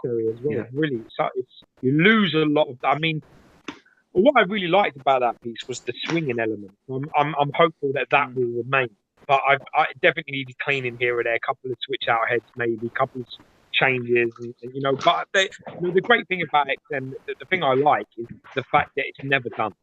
It's never done. They're always looking to maybe switch it up. I mean, in fairness, Sideshow did the same with Magneto when it got ripped. They made some changes. They fixed a few things. That's what you want to see. You need to be listening. Don't believe that shit about us being the 3% people. That is the biggest pile of horse shit you've ever heard in your life. People are listening. They're watching conversations. They're watching pages. They're around. Ears are everywhere. They know exactly what everyone's doing, and they know exactly what everyone's thinking, because it's about money. And if you ain't paying attention, then you're not making any money. And they're making money, so they are listening. And it's very, very smart. So when you come out and you're like, I like this, I don't like this, they're listening. If that gets traction, and a lot of people are like, yeah, I don't like this, and lots of people saying that, they'll go, fuck, nobody likes it. That's how it works. The people spend the money. And I think the XM needed to change a few things on that Spider-Man, so hopefully we'll see a better updated piece, Gio, I know that XM has teased the new Sabretooth coming up for the X-Men line. Do you think that we're going to be seeing that there as well? I would hope that they showed the portrait. They showed the portrait of it a few months ago. I'm a bit. Was it Ben's profile or somebody's thing like that? He likes to do that. Yeah. He likes to do that. But yeah, I mean, I like I like the look of that. So I'm a big Sabretooth fan. So it's definitely one I would like to see. You know, hopefully they get the scale right. It's a very difficult character to sort of scale. I think Sabretooth. Because people overscale him and make him too big. He ain't that big. He's just a shade under 7 foot. He's huge compared to Wolverine. Yeah, you're right. But as far as he's 5'3". Yeah, he's not that big. Yeah, Wolverine at the right scale. I mean, that's why I kind of like, I like the little Wolverines because they're the right type of scale. I like Sideshow's 1/5 and Comic Cat one, and I like the XM one because they're the right scale for proper Wolverine. A nice little one, but hopefully they get that right. There's lots of things I want to see as well. There's been a Groot and a Rocket rumored. Lots of other bits and pieces. So we'll see. I'm looking forward to that Samurai Deathstroke, man. I think that looks fantastic. You know what I mean? Because I got the worldwide license as well, man. Yeah, that looks great to me. So the Samurai line is worldwide. Yeah, the DC stuff is right. All DC, the 1/6 Joker. All DC and all Top Cow. All of them are worldwide license. I mean, that Samurai line when we saw it last year was really impressive. I mean, I don't know what they're doing with the Joker.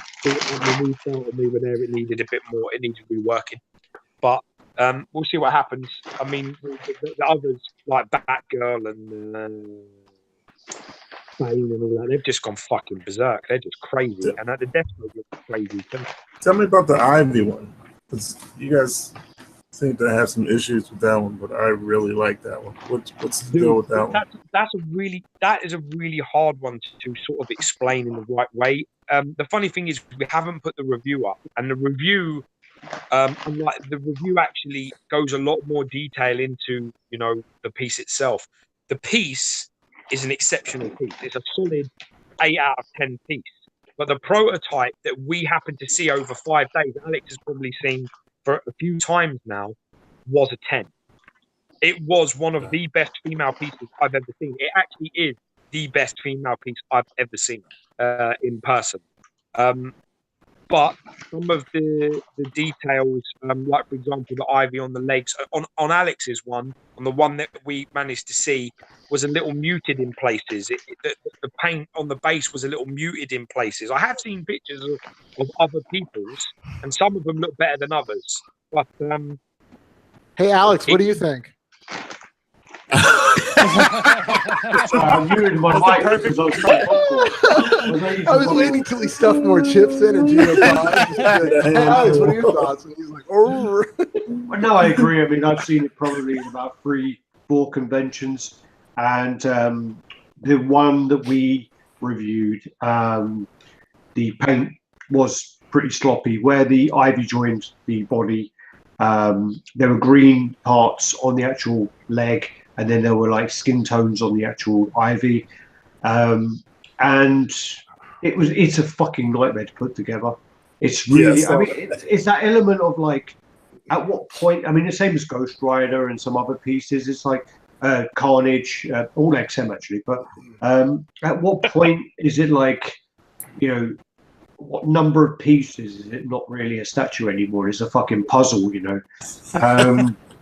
I actually really liked the way it went together. It was very ingenious. Oh no, the engineering was amazing. But I mean, I like all that. That's a personal thing for me. I like the fact that they stretch themselves like that they challenge themselves, that they don't make it easy, don't make it simple, But there was an extra head that I'm sure we saw at the convention that was missing, and I really like the other head. That and I think that the base especially lost a lot of the sort of details in terms of the separation between the roots and the greens and the bits and pieces. It just lost 20% of what it was. Now, here's the funny thing, right? Sorry, Paul corrected me, and it's not cherry blossom. So Lotus leaf. So if you never saw the prototype, if you it would be different. Carefully, right? If you haven't seen that prototype in person, ignore the fucking unboxing. Buy the piece. You will love the piece. I'm telling you now, you will love the piece. You will not be disappointed. You won't get out disappointed. But the problem is that we have seen the prototype numerous times. I have probably about maybe 200 pictures of that Ivy. I have so many photos of it. So I've looked over the photos and I've gone back and gone, yeah, it's lost 20% of that. It has. You know, but that's okay because what you're buying right now, if you're buying from Sideshow, that's what you're getting anyway. So what's the difference? Don't worry about it. Jill, let me sneak in real fast, guys. Sorry to cut you off. My phone is at 1%, so I'm gonna have to dip on out. It was great talking to you guys. I had a damn good time, so I'll have to do this again. But I don't want to just cut out. All right, Dave. I see you guys. It's nice to talk to you. Get a phone on charge and get back here, Dave. What's the matter with you? You're gonna miss the survey. We got a survey question coming up. Oh, no. Oh yeah. There's a It's survey. great to actually be on the chat and not actually have to like do all the pictures and do all that shit. Yeah, you Because can eat crisps and I can eat fucking crisps, uploadable. I can Great drink idea. whiskey and I can relax a little bit. It's fucking awesome. This is great, guys. Thanks for having me Plug on. that thing in. Man, lovely to see you, Dave. We'll have to get you on the RaddTitan chat soon, yeah? Absolutely. As soon as Alex gets back, yeah, it'll be great. Could do one Yeah, up there. Yeah. All right, see you guys. That's what I'm you, Dave. I do got one question. Have you guys ever, and this is for everybody, ever seen a piece picture-wise and had one impression, but then you see it in person and it's a complete 180? All the time. Does that ever happen? Like complete 180? It happened to me. It happened to me on Friday. It happened to me on Friday. I went to the comic book shop and they had the Sideshow Black Widow, and in pictures, I didn't like it in pictures, but when I saw it in person, it was a beautiful piece. I saw Matt Collection's video of the piece, and I actually had a much better respect for the original head sculpt. I didn't like the original head sculpt in the beginning. I was like, it looks like trash. And then I looked at it, and it looks pretty nice. I still think the exclusive looks good. It only looks like, I don't know if it was MCU George's video or if it was Max. And by the way, both of their EX head sculpts look different. The hairline, it looks a little bit different, but it looked like it only looked bad on certain angles.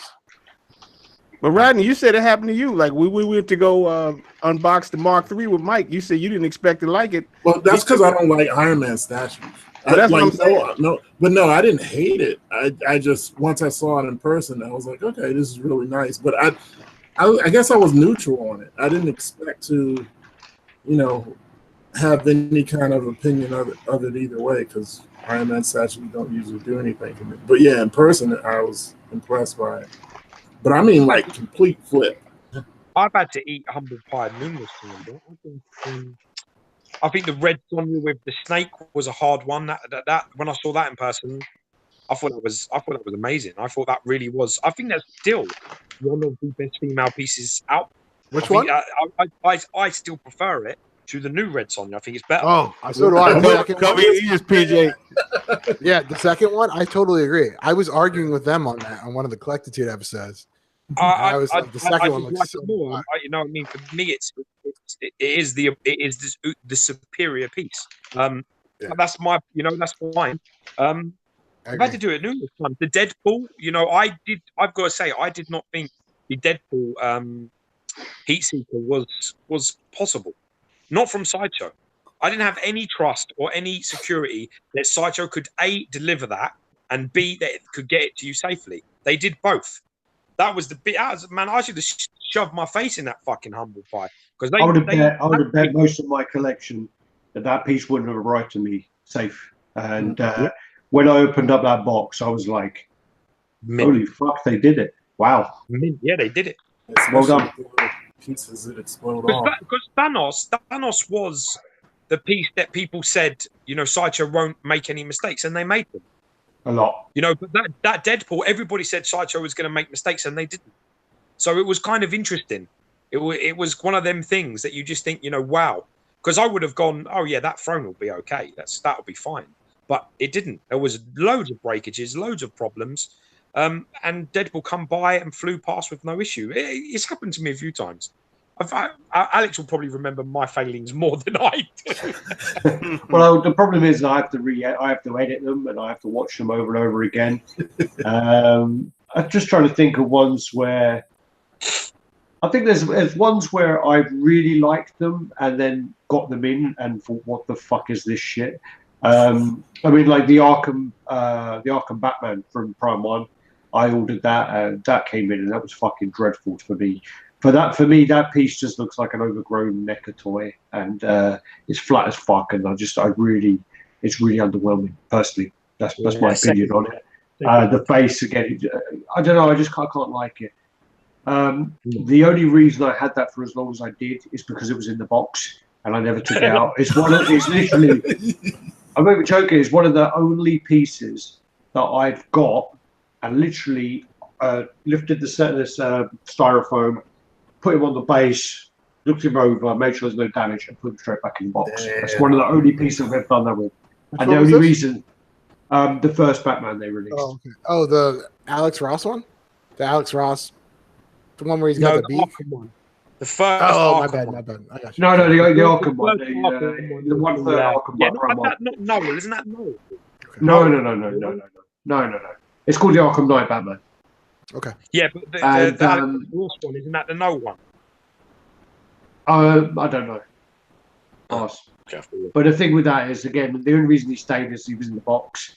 And then I also, because I had Deathstroke on the way, and Deathstroke came in and was fucking like miles better, much better. But the only reason I got rid of Deathstroke is just because of the shoddy QC. All the magnets were fucked on my one, and just didn't stay together. And it's so big.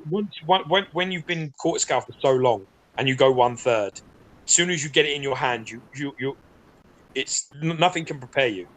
Nothing can prepare you. Just like Jesus Christ, they're so big.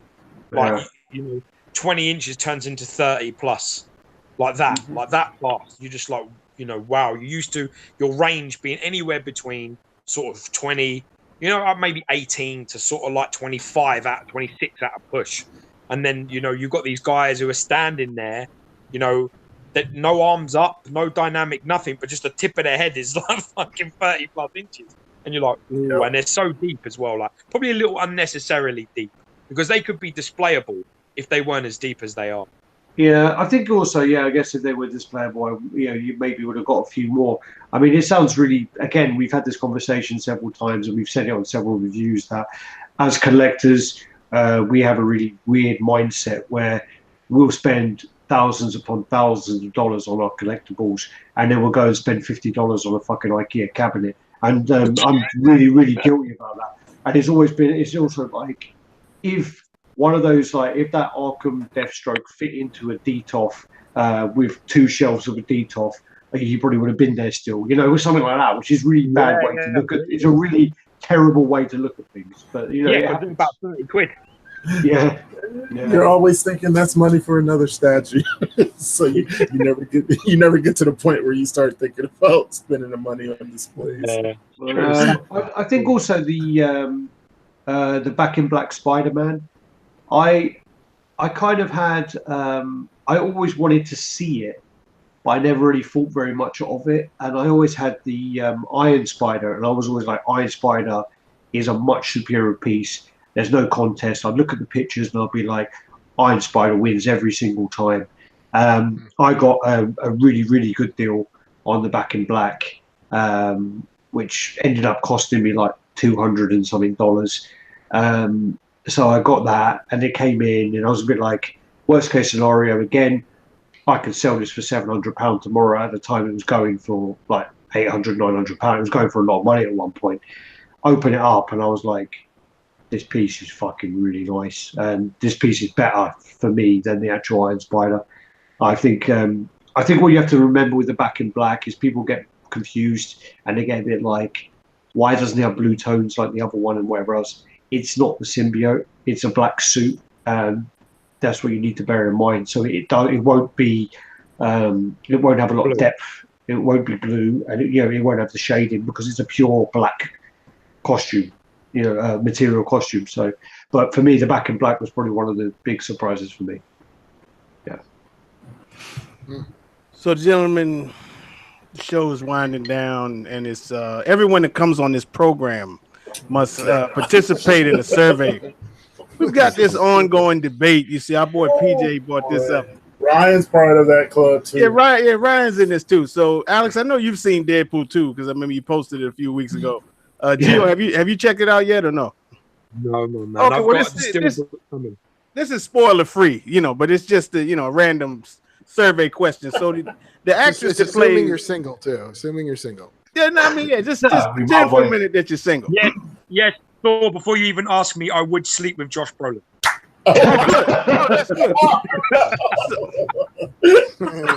Wrong question. Oh, sorry. Okay. So the actress that plays Domino, PJ brought us to attention that she does not like to save her armpits, and he said that would prevent him from participating in any extracurricular activities. You know what I mean?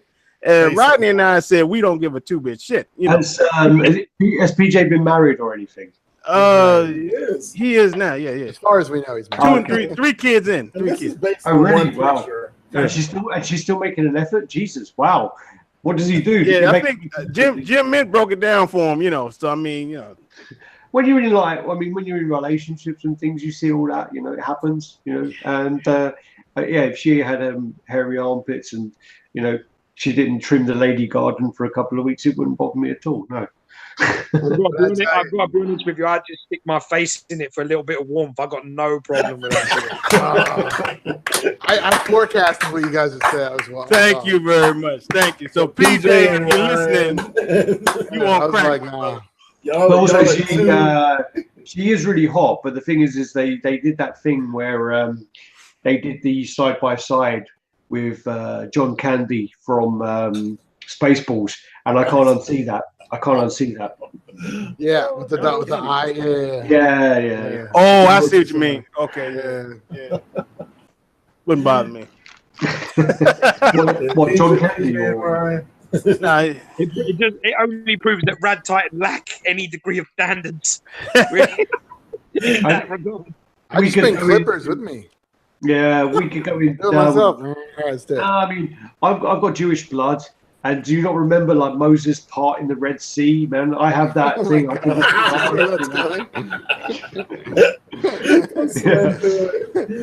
Go hard or go home, PJ. Might decide to flat it. Growing up, I mean, George and I both had some bad days growing up. So yeah, we were complaining about that. What are you saying? Are you saying it looks like that? Or? Hair, believe me. Hairy armpits is the least of your concerns. Yeah. When they got a beard, that's when you need to worry. Yeah. I'd probably make an exception for Kate Beckinsale.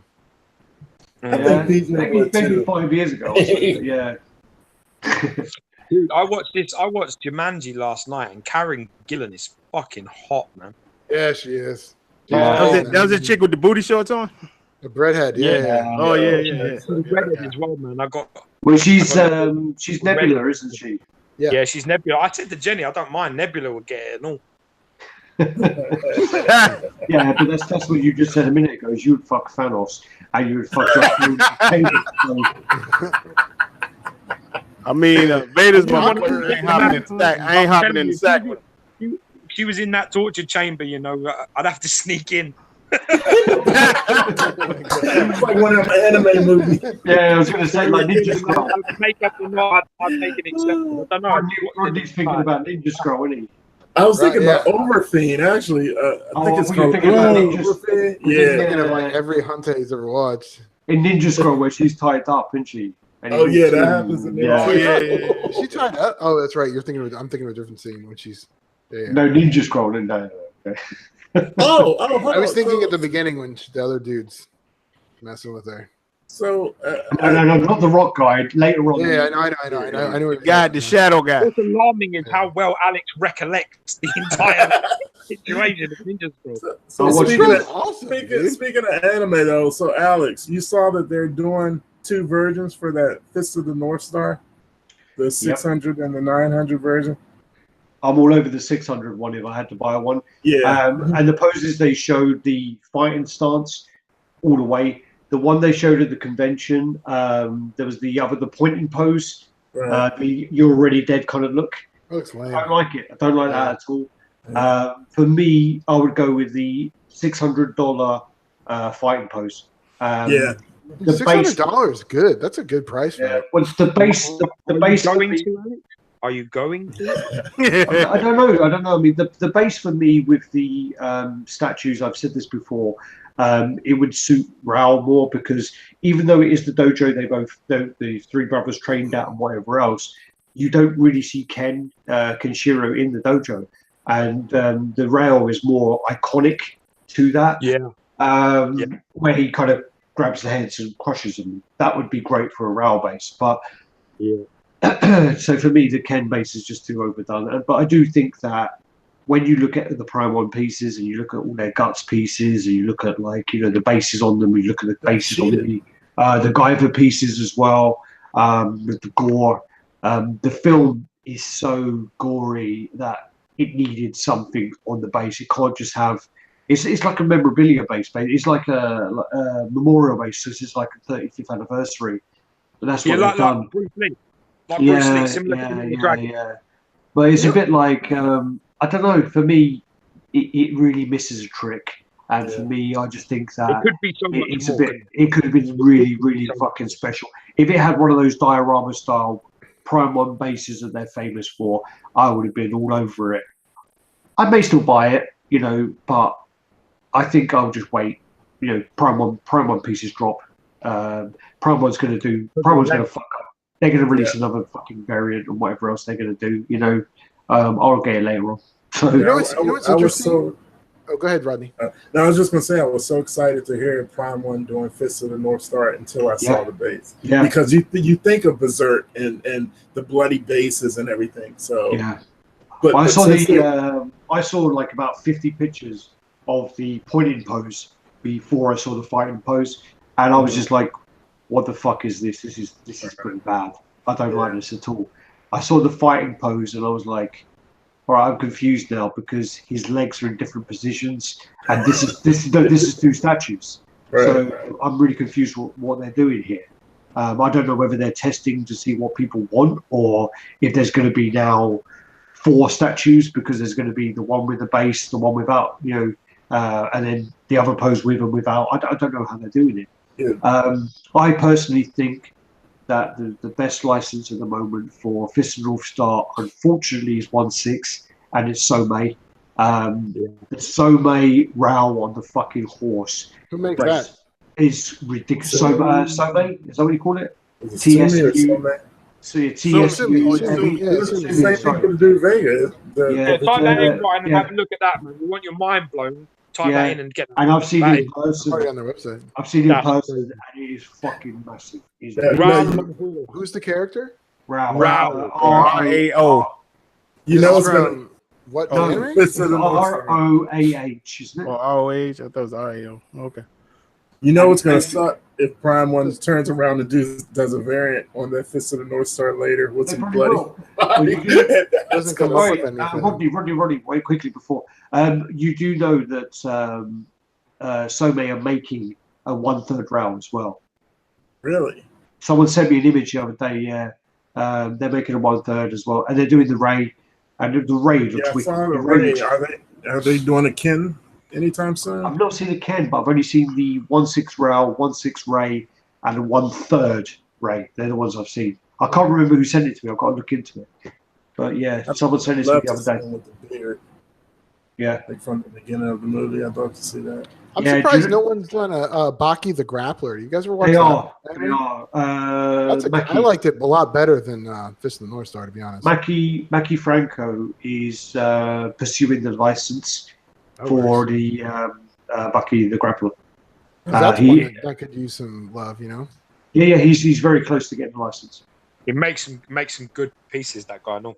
Yeah, have you guys ever seen that? Have you guys seen the anime? No, I don't think we had that over here.